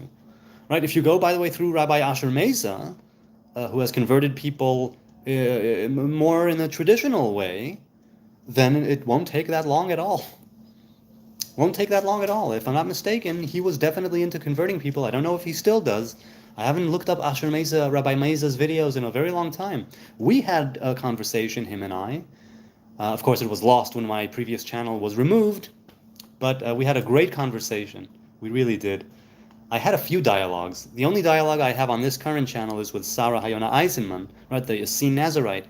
But I had a few good ones on that old channel. I have some hope, some tiny shred of hope, that I will somehow be able to get that channel back someday. And if not get the channel back, to somehow, don't ask me how, I'll be able to get in touch with someone at Google who will be able to let me just download the 500 plus videos that I have and put them on this channel. You know, they won't lift the ban, fine, but let me download my videos. If somebody, YouTube, I'm sending this bread upon this water. YouTube, Google, have pity on me. Come on, it was a mistake. It was a terrible mistake. It won't ever happen again. It wasn't even me. It was somebody else. And because of that, some troll hacked, so to speak, into my channel and caused me to be reported and got my channel obliterated and removed. But once again, I digress. What's your thoughts about the New Testament? My thoughts about the New Testament, having read it once, and I've mentioned this before, so I'll be very brief. I enjoyed reading the Gospel. I didn't enjoy any other part. That's it. That's it. An understandable assumption, says Sneezer. ... He read it once long ago. So good, you know what? Hey, this is so cool. I have people already answering for me. This is lovely. Look at that. Make the video public for Talmud. Wait, make the video public for Talmud Shabbat 30b. Wait. So now I'm going to look that up very quickly. Are we talking about the same thing? Are we talking about the Simcha Shel Mitzvah? Yes, that's right, Simcha Shel Mitzvah. That's what I thought. So yeah, I'll make the video public, God willing, right after I finish this live stream. Sneezer says exactly the point of suffering is to return to God, aka repent. Yes, God, the Torah is very clear on this. Very clear. It doesn't hide this fact.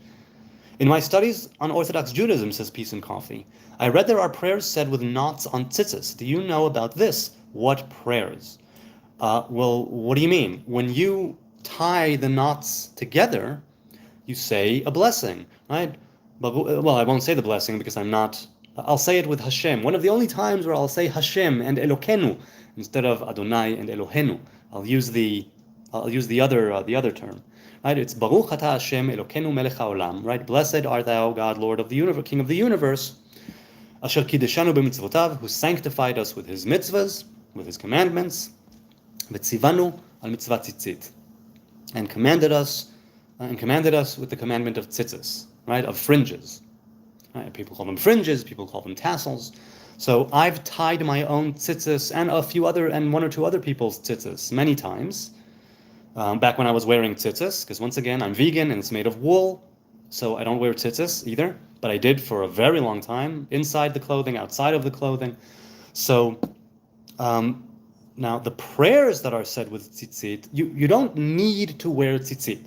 The Torah says if you wear a garment, a certain type of garment, right, that has the four corners, then that garment must be adorned with tzitzis. In other words, there are certain pieces of clothing that the Hebrew man is not allowed to wear unless it has tzitzis in them. So there's the large tzitzis, the prayer shawl, and there's the small talit katan, the small prayer shawl, the everyday tzitzis, everyday fringes, which people, Orthodox and others, wear that have the fringes, and they correspond. There's gematria there a lot, right? And there are different ways of tying it according to different traditions, and there's the blue fringe, and there's this type of fringe and that type of fringe. So certain prayers mention tzitzis, very famously the Shema, the Kriyat Shema, right? The recitation of the Shema, where you say three different parts of the Torah every day, 4 times a day, twice a day. It varies, but it's basically twice a day or 4 times a day, depending on how you do it. It's a recitation of faith, right? Adonai is our God, Adonai is one, basically. And that's where you reference the tzitzis in the third part, which references the coming out of Egypt and the tzitzis. People put them over their eyes and kiss the fringe. The tzitzis are there in order to remind us of our covenant. The tzitzis are there in order to remind us of all the commandments. And so these are, I think that's what you mean. So there's either the blessing when you physically tie them, there's the blessing when you physically wear them, right? The talit or the tzitzit. And there's the, right, there's l'shem mitzvah tzitzit, right? That's what you say when you tie the knots. I was mistaken. When you put it on, you say the Baruch Atah Hashem Elokeinu Melech HaOlam Asher Kideshanu b'mitzvotav v'tzivanu. When you prepare the tzitzit, it's a different sort of uttering, right, of l'shem mitzvah tzitzit, for the commandment of tzitzis. So my mistake. I was confused for a moment. Am I late? Says Radar Shadow. Well, as I say here, a chatter is never late. He arrives nor is he early. He arrives precisely when he needs to arrive. Right? Gandalf. Sneezer says, which is probably why Jesus adopts to repent. Okay. Nitzarim says, Asher used to convert over the internet, if I'm not mistaken. No. As far as I can tell, he had probably some back and forth over the internet. He converted people at a physical location, usually at the sea, because you need to go to a mikveh, right? I mentioned circumcision and a mikveh if you're a guy, just the mikveh if you're a gal. If I'm not mistaken, at least that's what I saw. I might be wrong. I'm not a chassid of Rav Asher Mesa, so I don't know. Don't take it as gospel truth. But from what I can tell, he had different teachings online, and he talked to would-be converts online, but the actual physical conversion was done at a physical location, and he went, I think he's in Miami or somewhere in Florida, and he went to different places where there is a body of water that's kosher for immersion as a mikveh, a ritual pool, and the sea or a river are the traditional pools. Others can be constructed and man-made, but I digress. And that's where the conversion physically, actually, de facto took place. Before that, it's just prep. But correct me if I'm wrong.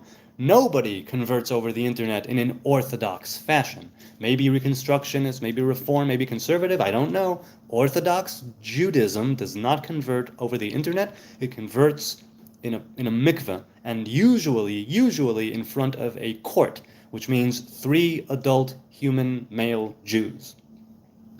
That's like the minimum for orthodoxy. Sneezer says, if the channel ever gets unlocked, I'll gladly leech all the videos for you. Thank you.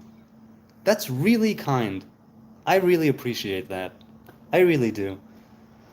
Oh man.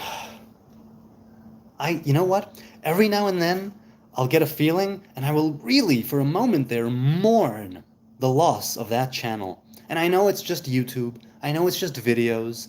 I know that I maybe should have been smarter and download all of them, but I was like, no, send your bread upon the water and don't download it. I only downloaded just over 100, I think, which are in the old archive on this channel. Because in the beginning, I did used to download them every day when I went like 2 and 5 minutes, and sometimes I mourn the loss of that channel, and I think to myself, oh my God, I'm mourning the channel on YouTube that I had for a few years. I had it for 3 years. What will happen when I need to mourn a physical human being? What will happen when I need to mourn my, the doggo that I live with? That's going to be rough. Yeah, it's like a real physical sensation. I'm not saying I won't be able to handle death. I'm just saying, it just makes me think of that, right? Memento mori. Sneezer says, I figure quick answers that are known are good to reply at the time. The questions asked, though, today, you're almost on top of chat. Oh, okay. Oh, I'm almost on top of it? Really? That's great. Good. Question by Peace and Coffee. Hey, you're very prolific with the questions. I deeply appreciate it. It's nice to be asked questions because A, it puts me on the spot and causes me to think. B, it enlightens me and it expands my field of vision and thought. So I deeply appreciate every question that's being thrown my way, Are Jewish people with autism or other neurological disorders exempt, right, from certain mitzvot? So yes, there are 3. Well, look, first of all, women don't have to, they're not commanded to engage in any mitzvah which is brought on by the course of time. So I'll leave it at that. You can look it up, right? Mitzvah shehazman grama, a mitzvah brought about by the course of time. Women do not have to fulfill them. It doesn't mean that they can't. It means that they are not commanded to. Others who are not commanded to engage in the commandments doesn't mean that they can't necessarily, but it means that they don't have to. They are exempt, are A, slaves, because he has a master that is not God. He has a physical master, and he needs to obey him. And so if he took on a human master, his master can't truly be God in that fullest sense, and so he is exempt from most, if not all, of the commandments, right? Most, if not all. So women from certain commandments, slave from all or most of the commandments, people who are not bar or bar mitzvah, meaning minors in halachic Judaism, right, in rabbinic law, girls under 12 in one day, boys under 13 in one day, don't have to keep the mitzvahs, although there is the idea of starting to educate them and have them partake of the mitzvahs and of the different things from when they are 5. 5, some say 6, is when education begins. Right, education in Judaism, if you will, in halacha. Obviously, I've spoken to my boys of Torah since forever, right, since they could babble. But who else? Those with certain physical and neurological inadequacies are exempt from certain mitzvahs, but it's on a case-by-case basis. Autism is famously a spectrum. Other physical, let's say, disorders also are on a spectrum. So I'm going to go with no, but maybe, because it really does depend on the case in point, right? What on a case-by-case basis it goes. What do you know about Rabbi Yitzchak Kaduri? You know what? Earlier I said it was the Baba Sali who met the Lubavitcher Rebbe, right? Rabbi Schneerson. Was it Rabbi Kaduri? It may have been Rabbi Yitzchak Kaduri. Am I thinking of Rabbi Yitzchak Kaduri who gave Rabbi Mordechai Eliyahu that garment? Maybe. It might be that I'm confusing Rabbi Yitzchak Kaduri with the Baba Sali. It could be. Oh man, so look, I'm not a Sephardi, right? I'm an Ashkenazi by recent tradition, right? I'm Hebrew and Israelite and Levite and Jewish by ancient tradition. By more recent tradition, I'm an Ashkenaz Jew. So I don't know much about the sages of the Sephardic community. I know the names, I know maybe a bit of the halachas, the more famous rulings of halacha that they brought down. Rabbi Ovadia Yosef, who also died fairly recently, was a great man of halacha, not my master, but for others. So, what do you know about Rabbi Yitzchak Kaduri? First of all, that I might be mixing him up with Rabbi Yisrael Abuchatzera. Much to my ignorance and shame and chagrin, I might have mixed him up. So please, forgive me if I'm wrong. Retroactively, in this chat, things I've said about Baba Sali may have needed to be attributed to Rabbi Yitzchak Kaduri. So I don't know anything about Rabbi Yitzchak Kaduri. I know that he was a great Kabbalist as well, one of the recent ones. And I know that sometimes, maybe now, I confused him with the Baba Sali. That's the extent of my knowledge, right? A great Kabbalist and a great teacher of halacha as well, if I'm not mistaken. These Kabbalists, by and large, were Lurianic Kabbalists who went with the lore of the Ari. I differ from those in the sense that I follow the Ramak, but that's like neither here nor there. So Sneezer says, so I don't know anything. Please, Ezra, enlighten me. Give me a few tidbits, a few gems, a few pearls about Rabbi Yitzchak Kaduri. I'd love to learn more about him. May these sages and wise men all rest in peace and tranquility until it is time to rise. Or perhaps, says Sneezer, only because they've been doctoring longer. Doctoring? I'm not sure what you're talking about. I'm looking over here. Doctoring longer? I'm not sure what you mean. Can you elaborate? Is it wrong to tuck your tzitzis in? Well, let's put it this way. The mitzvah is ureitem oto. It's something that's a visual thing. You're supposed to physically see the tassels, the fringes, the tzitzis, and then remember, right? Ureitem oto uzchartem et kol mitzvot Adonai va'asitem otam. Meaning you're supposed to see it, remember the commandments, and do them. It's like a progression there. Like look, remember, act. In that sense, the tzitzis should be on the outside. Many times earlier in my life when I would wear tzitzis, when I was younger, when I was more of a boy, I wore it inside. Later on in life, I always wore it outside precisely for this reason. Now, is it wrong? It's not wrong halachically speaking, because you are wearing a four-cornered garment, you're putting the tzitzis on it, you certainly remember the commandments when you put it on, even if you later cover it with another piece of clothing.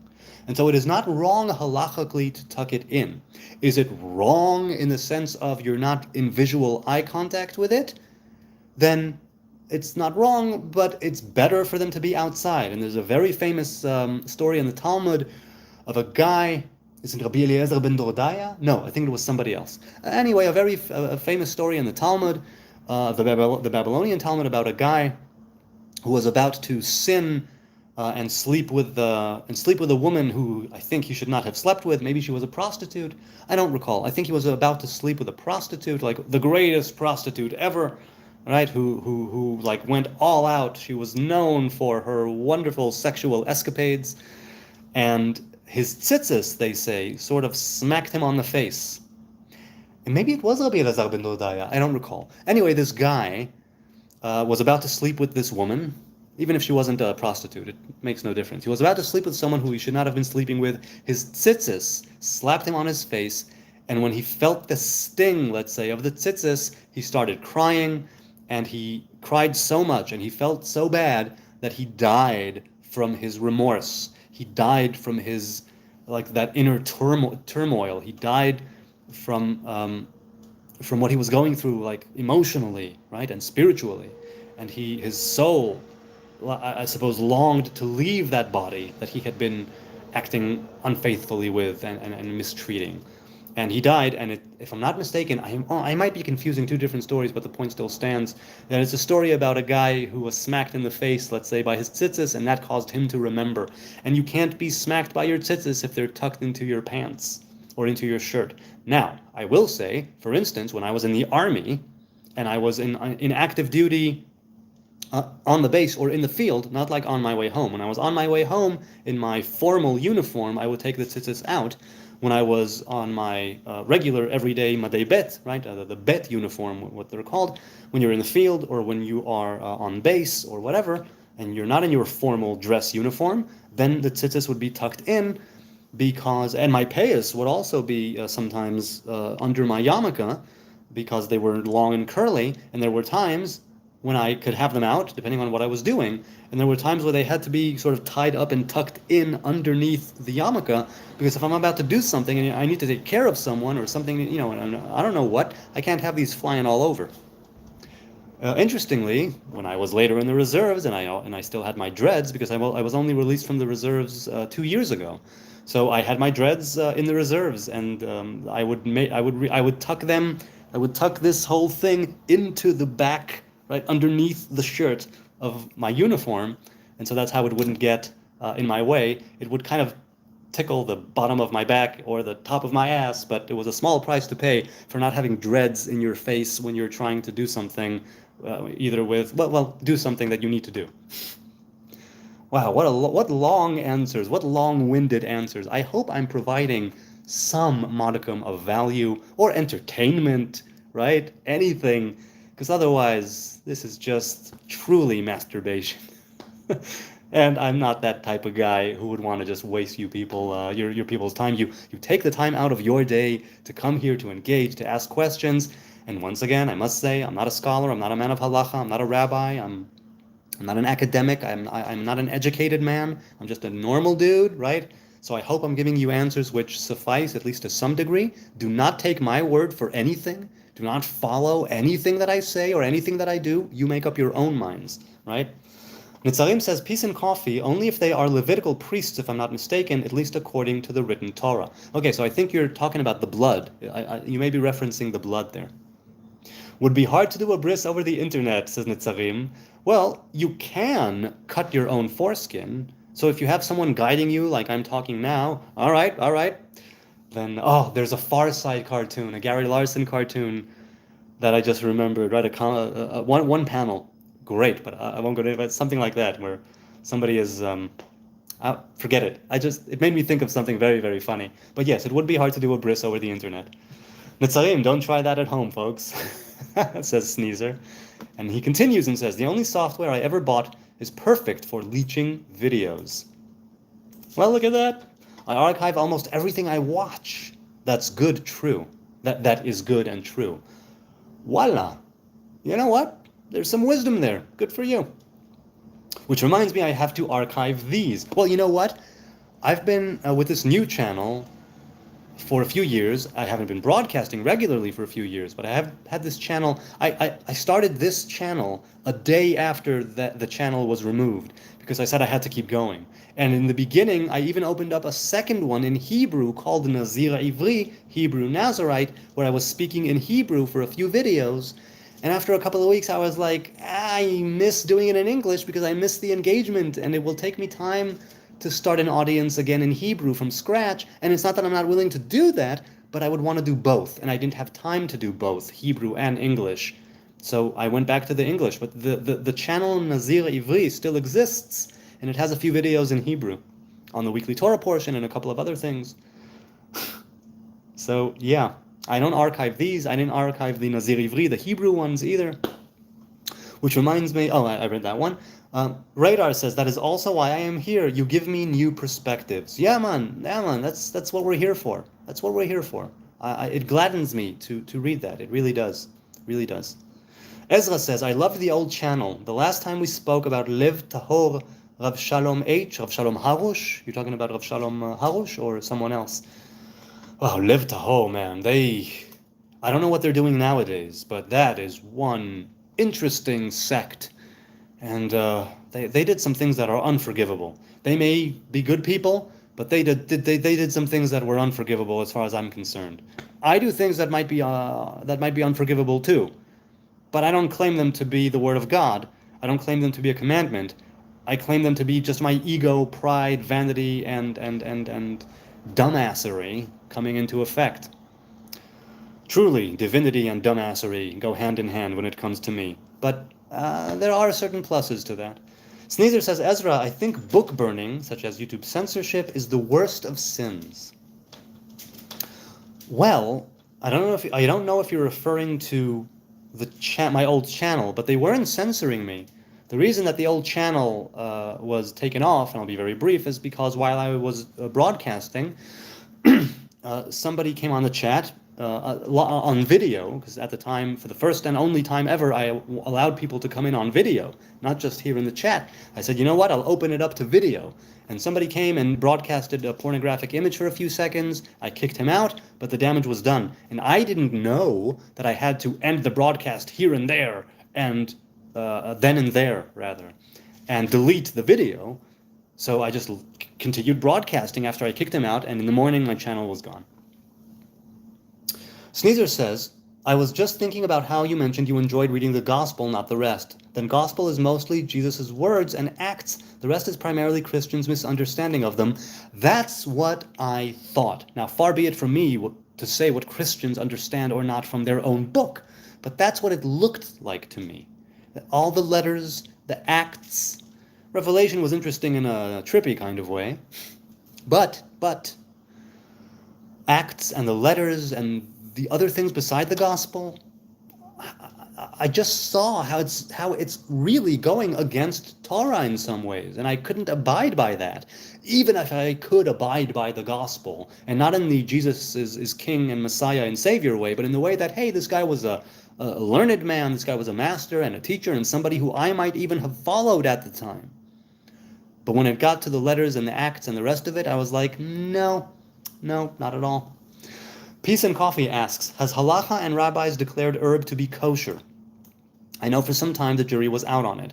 The jury is out on it because there are many different halachas. There are some who would say, no, it's completely wrong, false, don't ever partake of it.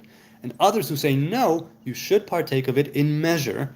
And I'll bet you could find the occasional Orthodox rabbi who's more Rasta in his idea of herb and says, yeah, that is precisely the way to do it. It is a sacrament. You should be using it in measure, but often to get close to yourself, to get close to your fellow man, to get close to the Most High, and sometimes meditate with it. It doesn't replace Torah and commandments, but it definitely has its place, and go for it. Though I haven't met a rabbi like that per se, then again, I haven't sought him out.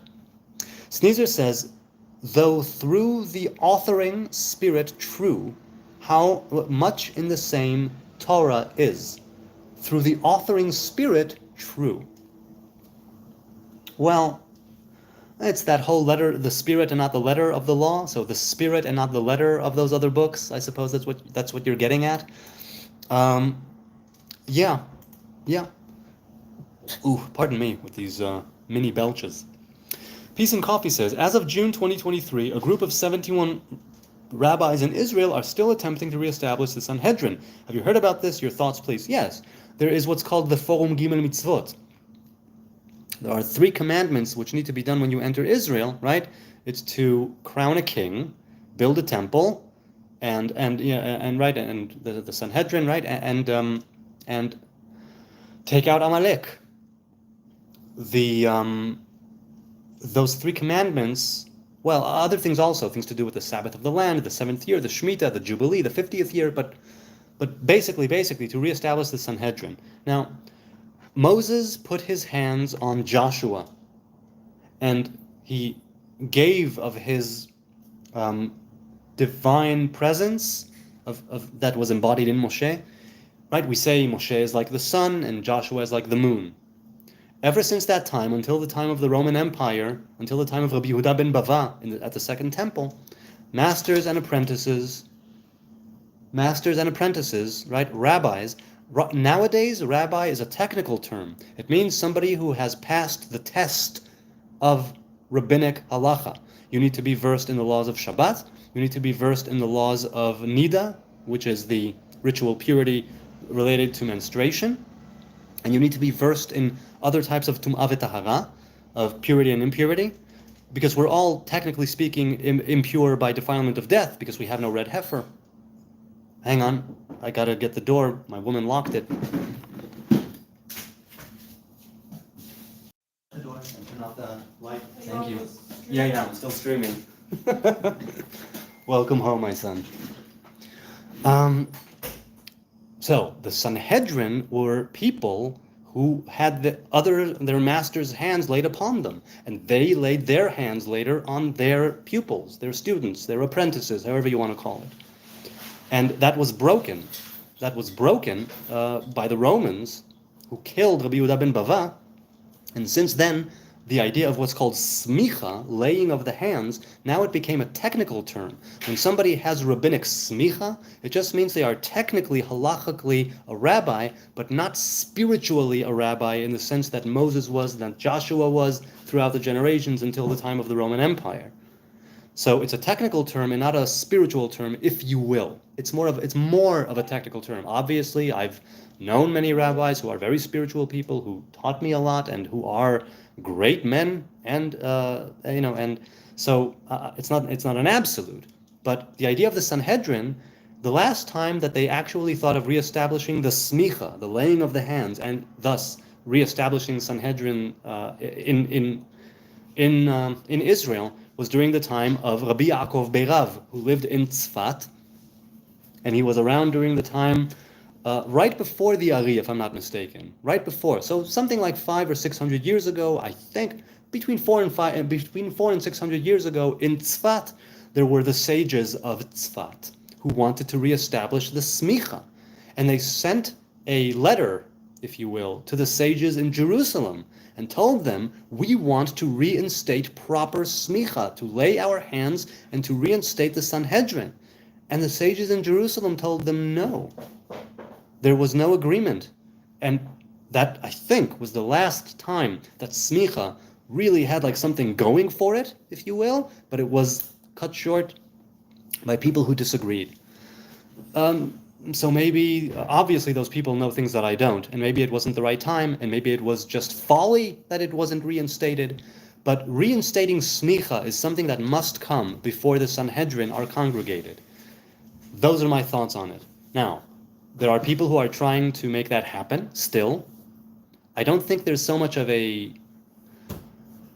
there's not much of support for it because of the nature of Israel, which is a Jewish democratic state that has its liberal side and has its religious side. It has the laws left over from the British Mandate, and it has laws which have their origin in Torah, in the Hebrew court, right, and in the Hebrew law. So it's a whole mishmash of things, and so the smicha, the laying of the hands, and the proper rabbinic traditions from Moses to Joshua and so forth have not been established yet since the time of the Roman Empire, if I'm not mistaken. And as for the Sanhedrin itself, there is so much discord and contention and horrible things going on. That's part of why I don't consider myself religious, because I've watched religious people fight each other. I've seen it, I still see it all the time. All the time. People, even right now at this very moment, there is a race. People are running for the chair of the chief rabbi. And that's just politics. It became something very, very akin to politics. And politics is a dirty, dirty game. It has its place. I don't want to have anything to do with it. There are really good rabbis out there of all different sects. And then there are rabbis that seemingly are just interested in power and authority. Maybe they have their reasons, but that's what it looks to me, just a layman, just a guy, and I don't like it. So my thoughts are that it could very well be that when we finally get our act together and decide that we will no longer differentiate ourselves in our different traditions, and we go back to a Hebrew proper tradition, not Ashkenaz Jew, not the Sephardic Jew, Yemenite Jew, this Jew, that Jew. No, we will all be Hebrew people. Israelites going in a good, proper direction together, and some people are rooting for that and are supporting that and are taking steps towards that. That, I think, will eventually what will be able to bring about the smicha, the reinstating of smicha, laying the hands, and then Sanhedrin, which will become the high court, right? It's the 70 elders. Or, they're called the Zkenim, they're called Knesset Hagdolah, they're called Sanhedrin, the High Court. The High Court sat next to the temple. right next to there, Lishkat Hagazit. That's what it was called. Taylor says, how soon do you think the Mashiach era is? Today. Now. And Israel is about to fight Hezbollah? I don't know. Even when I was in the army, I was just a lowly soldier. I don't know anything of what's going on there. It certainly seems to be heading that way, and if it does, I'm going to ask to be to join up again, and be taken out of retirement. So Mashiach era is right now. Mashiach era is any day. We just need to anoint the king and accept him as the ruler. First, we need him to be revealed. There are different people in Israel at this very moment claiming they are Messiah, and it's difficult to tell who speaks the truth and who is simply a cult leader. It's very difficult. I don't know how to do it, but I know that the times of Mashiach, of the anointed one, are whenever we anoint one. And that could be any time, any day, even right now. So how soon? Now. That's how soon. And there's the Smith song, How Soon Is Now, right? And Spaceballs. When will then be now? Soon. Sneezer says, I don't think New Testament used Gematria, though. It relies on spirit to verify its correct perspective. Well, Tanakh doesn't really use Gematria either in the writing. It's just something that goes right along with it, because Gematria is the numerical value of the Hebrew letters, and the Tanakh is made up of the Hebrew letters. So it's baked right into it, as it were. Oh, Taylor says, New Testament does indeed use Gematria. Good, maybe get into that. I'd love to learn more about that difference of opinion there. Taylor says, study math, it's the key to the universe. The highest angel, Gabriel. Could you please give me a source on that? Where does Gabriel state this? I'm interested. Thank you for correcting me, says Sneezer. Oh, well, that's where. Now, I'm curious. Is that in... Okay. Not being a student of Gematria, I'll take your word for it, says Sneezer. Sneezer, to be fair... Wait a minute, where am I? I'm over here. The chat sometimes... Oh my god, I've been on for 2 hours. It's after midnight. Hey, Zakif. I give thanks and praises. I'm so happy right now. I could be doing so many other things right now with my life, but I'm doing this. What a wonder. I could die, I could drop dead right now, and it would have been worth it. You know what I mean? Because that's what I'm doing now. I'm engaging with people about spirituality. I'm trying to become better. You're ready to die? I'm ready to die. Huh? Say, my firstborn. You're ready to die? I'm ready to die. You think if you die, you will be happy? Do you guys hear him on the microphone? Let me know. You think you will be happy? I think right now, definitely. Look at the life that I'm leading. It's not perfect, but it's amazing. Yeah, but what about us? Yes, you're the one who needs to deal with my death. Oh, so I don't have to deal with it. I'll be dead. you want- Okay, wait. We can do this. We can do this later. No. Hey, I got people here. Wait, let's see. We hear a mumbling. Okay. You telling me you ready? No. to die? Danielle, You're my love. telling My me love. Guys, you I'm are sorry. ready to die? Yes, I am. Yes, I am. I If I die right now, so far, with the life I'm leading at 42, with the wife and kids, with the Nazarite vow still on me, trying to be a better person, even though I'm failing at it every day, yes, I would die a happy man knowing that I didn't do my absolute best, because what's an absolute? But yeah, I did. I tried a lot. I think I did. I think I am. That doesn't mean I don't have a lot to do. It doesn't mean I'm perfect. It means that I'm trying, and that's something. Okay. Where was I? Sneezer, to be fair, though, says Taylor, I am combining Judaism with Christianity. If you only know Christianity, then it would be quite difficult to discern any Gematria. Yeah, that might be the case, yeah. Taylor 26, Sneezer says to Taylor, 100%, almost needing not be said. Almost. Sneezer said, my assumption comes from many ooks. Books. Oh, thank you. Many books. Many books having originated in Greek. Ooks. Good, Jonathan. Good. Nitzarim says to Sneezer, nah, I don't need to do it at home. A moil took care of it. Sneezer says, I think Judaism is intended to be mixed with Christianity. For full perspective, it's needed at least. They took copyright. They copyrighted us. And Uh, they asked for permission. Taylor 26 says, is gozer a word for someone who does circumcision? So first of all, it's the word, it's a name for, right, there's gozer in Ghostbusters, right? There's gozer and there's the gatekeeper and there's zul, right? Am I remembering that correctly?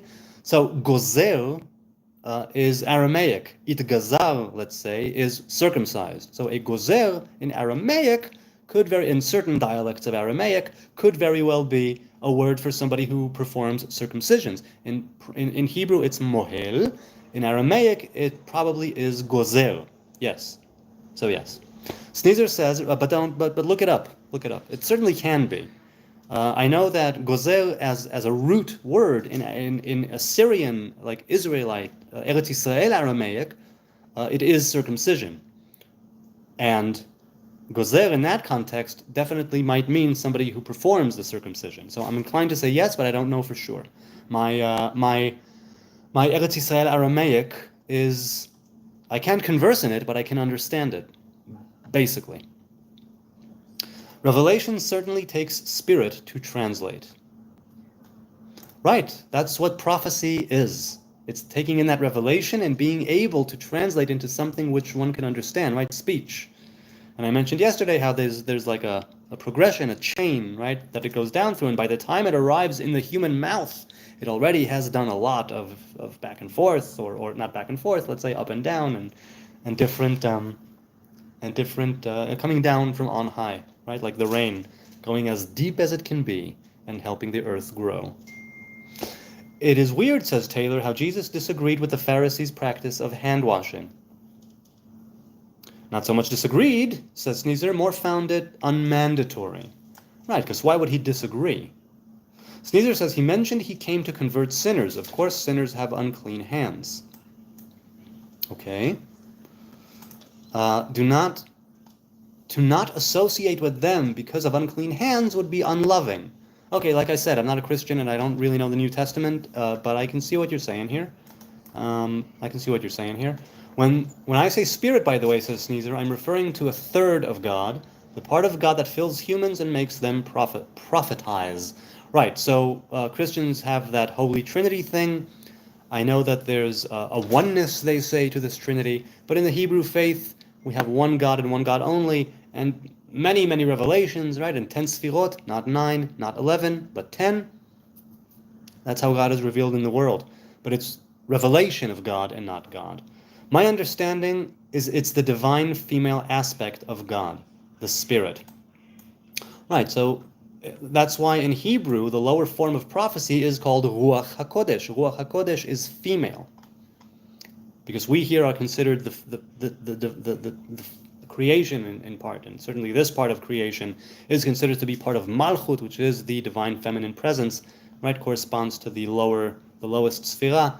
Currently it's lower, it's the lowest, but it has a higher place that it needs to get back to and get to. The fact that the Jews, says Taylor, practiced good hygiene is what got them through the bubonic plague as compared to Christian European communities. I've heard that too. I'm sure there's a lot of truth to that. Yup, cleanliness is holiness, says Sneezer, right? Cleanliness is next to godliness. Shalom Makowitz is online. Ladies and gentlemen, look at that. Shalom Makowitz is... Shalom, you remember Shalom? He visited us in the Netherlands. I worked with him for a few years. Hey, Shalom! Good to see you again. I'll respond to your message soon. Yeah, I shot him a WhatsApp. I texted him not long ago asking how he is. That dude, I hope you're doing well, Shalom. Definitely hit me back, but no pressure. Peace and Coffee asks, how do Pharisees and Sadducees differ from each other? Any thoughts? Can you tell me anything? The main thing that the Tzdukim differentiated on is the rising of the dead. Tchiyat HaMetim. That's the main thing that they differed on, if I'm not mistaken. Also, well, can I tell you anything? For instance, in the Mishnah of Yoma that pertains to Yom Kippur, the holiday of atonement, when the priestly elders would come and instruct the high priest, hey, listen, man, tomorrow is Yom Kippur. We know that we've been prepping you for about a week. Tomorrow's Now, dude. we've been prepping you for about a week, but tomorrow is the big day. And they make him basically swear, right? An oath that he will not change anything about the ritual worship than how he was instructed. Because the Sadducee priests would do it one way, and the Pharisees, the scribe, the ones who went with Chazal, with our sages, did it another way. There were a couple of places where there was a difference in the Holiday of Atonement and in the way it was carried out in the temple. And so the elders met with the high priest, and they say, we make you swear by he whose name is on this building, right? The name of he who is dwelling in this building, that you will not change anything from what we told you to do. And then they retire and they cry because they thought he may be a Sadducee, and he retires and he cries because they thought he was a Sadducee. And the idea is that if he was actually a Sadducee, then the oath would be binding, and that would be problematic, and he might die, because priests would die in the holiest of holies. Priests would die there because they enter the holiest of holies, right? And they put the incense on the ark. There was always a chance that they would die. They would pray a small prayer there, very small, very short, in order to not have the Israelites waiting outside, biting their nails. Is he dead? Is he alive? And they would be unsure until the last moment, really, if he was a Sadducee or if he would be carrying it out properly. And so he would retire and he would cry because they thought that he might be a Tzduki. And they would retire and cry because if he wasn't, and they just made him swear something because they had a suspicion about him, that mean that something might come to them that is not kosher, because they thought that he was not kosher. Something like that. You can look it up in Yoma, in the Mishnah, Yoma. Ironically, I hope that answers some of your question. There are other differences, but I don't remember them offhand. That is the main difference, I think, right? The living of the dead. Because if you're going to say that there's no rising from the dead, you're kind of saying that the tree of life is not meant to be partaken of. And if you're saying that we're not supposed to partake of the tree of life, you're kind of saying that we fulfilled what we had to do in Eden already in Eden. And that's not the case, because we were cast out of Eden. We still have a job to fulfill. We still have work to do. And that's a major, major difference, theological, spiritual, practical, in how you live your life. I'll leave it at that. Peace and Coffee, Taylor says, ironically, Jesus believed in foot washing and how that was necessary for the Last Supper. Well, the priests, before they would come to serve, there was the basin in the temple. Solomon had several of them, and the Queen Helene, later on in the Second Temple, did a big thing there, but they would put their hands on their feet and wash them together, or close to their feet, and they would wash them together. And a priest who did not wash his feet would not be allowed to serve. You had to wash your feet and your hands, you had to wear the clothing, you had to do, right? The temple was very precise. Very precise. Netzarim says, wait. Oh, Shalom Akowitz answered me now, but I won't go to the WhatsApp now. Thank you, Shalom. Netzarim said, I've heard that the first time the word rabbi was used in Jewish literature was in the New Testament. Since Jewish men wrote the New Testament, would you say it falls within Jewish literature? Literature. Yes. Like any literature written by a Jew. Not holy, not to me, right? Rabbi. Well, let's put it this way. No, and I'll tell you why. No, I don't think it was. Let me think quickly. Bear with me a few seconds. I'm trying to think. Because we know that in the times of the Mishnah, the sages of the Mishnah, the Tanaim, were called Rabbi. For instance, right? Rabbi Yehuda Hanassi, who brought the Mishnah together and edited it and codified it, right, and sealed it, if you will. They were called Rabbi, as opposed to the Amoraim, who sealed the Talmud and who have the dialogues in the Talmud, and they're called Rav, not Rabbi. That's part of how you differentiate them. But I'm trying to think. I think it was more around the time of the Mishnah. And the time of the Mishnah is the time of the Second Temple. But it's not the first time that Jewish literature used the word rabbi. The word rabbi was used extensively in the Mishnah, and the word rabbi, and even before the Mishnah was like edited and sealed and codified, the word rabbi was used. So I don't think that's the case, but I might be wrong. I might be wrong. Ezra says, what do you do or prayer work for you to invite your Shema and Emunah?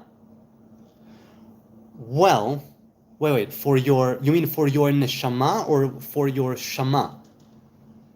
I'll read it again. Ezra asks, what do you do or prayer work for you to invite your shama and emuna?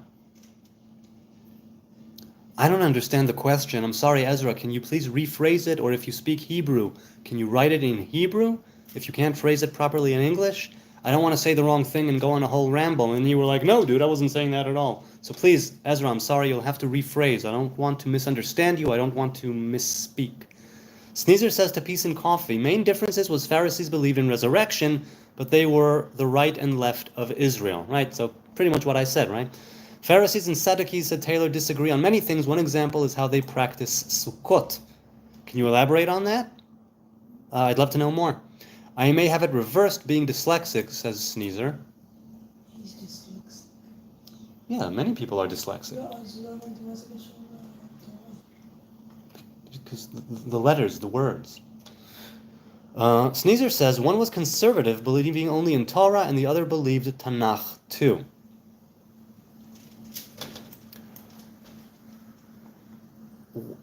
I mean, there were different people who believed different lore of the oral traditions, but, no, there's no but. Let's leave it at that. They differentiated on what they considered halacha, right? On what they considered law, and what they considered to be the practical mitzvahs, right? As well, not just theological, but okay. Ariel Marshall says, Sneezer, sorry if I get cut off, bad signal. Don't you think that the Christian Savior, as a Bible-described Torah-practicing Jew, would be disappointed if Jonathan considered him his Savior? Okay. Well, I'm sure it's not a question for me, so... Chief Rabbi, says Sneezer, that brings up a question I have. If you have a king, who is it? If not, do you claim kingship? Let me read that again. Chief Rabbi, that brings up a question I have. If you have a king, who is it? If you have a king, who is it? If not, do you claim kingship? I'm sorry, I don't understand that question either. Maybe it's because it's too late. I've been on for, my word, I've been on for like almost 140 minutes. Whoo! But I'm loving this. I am. Especially under the current circumstances, says Ariel Marshall. Well, I'm assuming you're referring to the answer to the question before. Ariel Marshall, no, says Sneezer. The last step of world peace will be all accepting Jesus, but Jesus would also know if Jonathan has been given his proof or not, and is still veiled. I suspect he is. Well, I am veiled in most things in life. Practically speaking, there's more that I don't know than I do know. And theologically and spiritually speaking, there's more that I don't know than I do know. And by know, I mean like the biblical know of make a connection and yield something from it, right? Let's say. Sneezer says, already the true Muslims and awakened Jews agree, but that is not all. All right.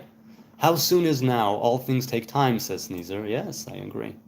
Gabriel said that in the 1995 film The Prophecy. Oh, okay, so it's not part of the New Testament. All right. Nitzarim says to Taylor, it's not so much that Yeshua disagreed with Netilat Yadayim, the ritual washing of the hands. It's more about how those specific Pharisees were condemning Yeshua's Talmidim, his pupils, over something that isn't in the written Torah. Right, that's one of the examples of a commandment which is rabbinic, where when we wash our hands before a meal, before we break bread, we say, Asher kiddeshanu b'mitzvotav etzivanu al netilat yadayim, meaning who sanctified us with his mitzvahs and commanded us to wash our hands. And no such commandment appears for anyone but the priests in the Torah, in the 5 books of Moses. But certain commandments were rabbinic, and they were put into canon, let's say, of the commandments. And there were very many disagreements with the rabbinic laws at the time.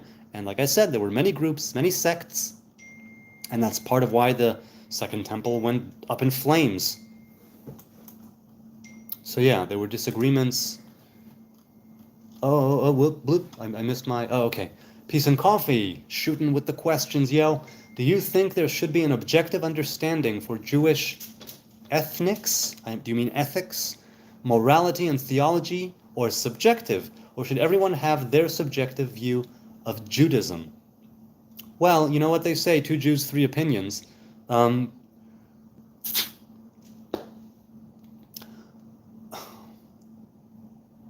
That's a very big question, and I don't know enough about ethics and philosophy, or theology, in fact, or morality to answer that. I think that I spent a lot of my life as an Orthodox religious Jew.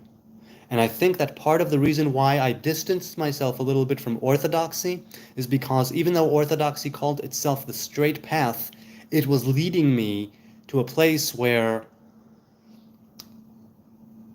even though it had a lot of merit, and still does, I had moral issues with where I was going and what I was seeing.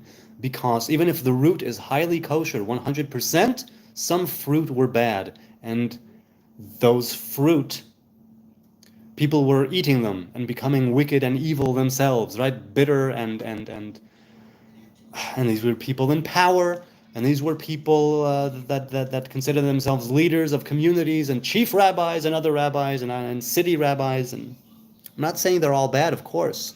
I've met with some wonderful rabbis and masters, instructors who I really, really had a relationship with.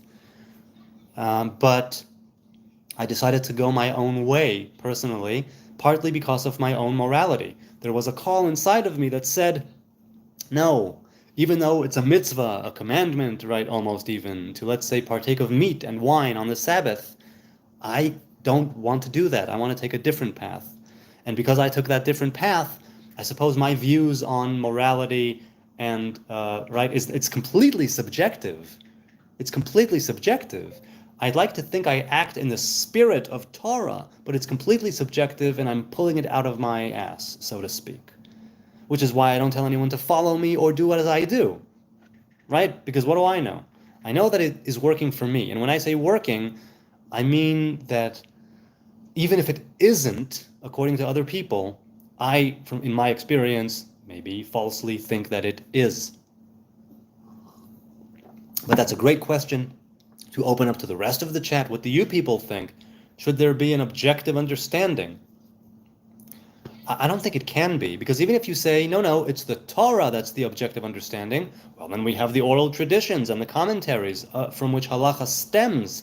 And over there you have difference of opinion and you have dialogue, right? And you have this rabbi says that, this rabbi says that, another one says that, and then halacha is made X, right? You have X, Y, Z, and okay, halacha will be X, because halacha needs to be something which the common people can follow.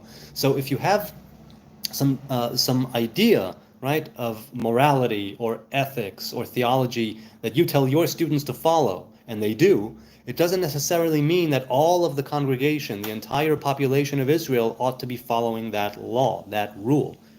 Even right now, there are certain Hasidic sects and groups where the Rebbe is somebody who would, let's say, he would pray the afternoon prayer of Sabbath on Sunday morning.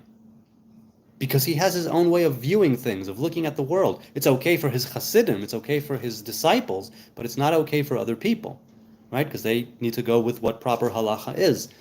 And so I don't think there is, even if you consider the source text to be the 5 books of Moses, I don't think that there's an objective understanding of that ethics, morality, and theology.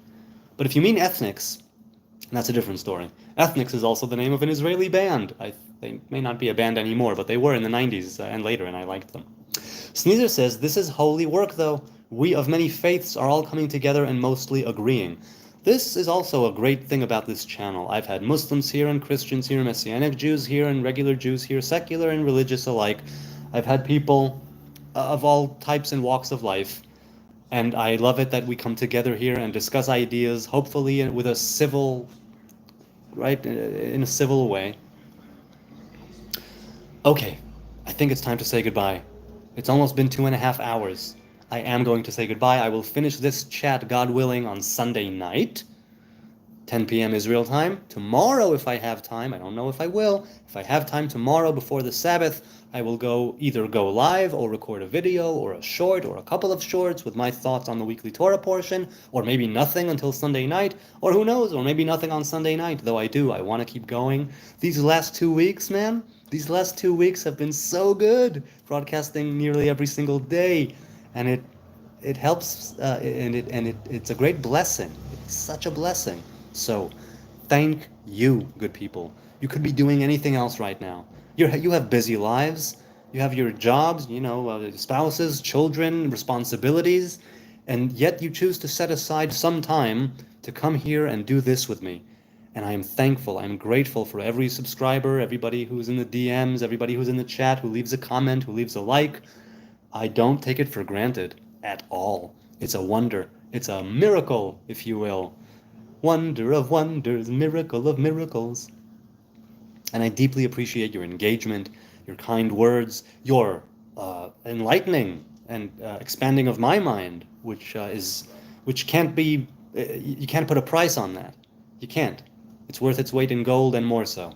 So I thank you. Let's all have a wonderful night, a wonderful day, afternoon, morning, whoever you are, wherever you are. Be a blessing to those around you, and you will be blessed. On that note, good night from Jerusalem. God bless. God bless.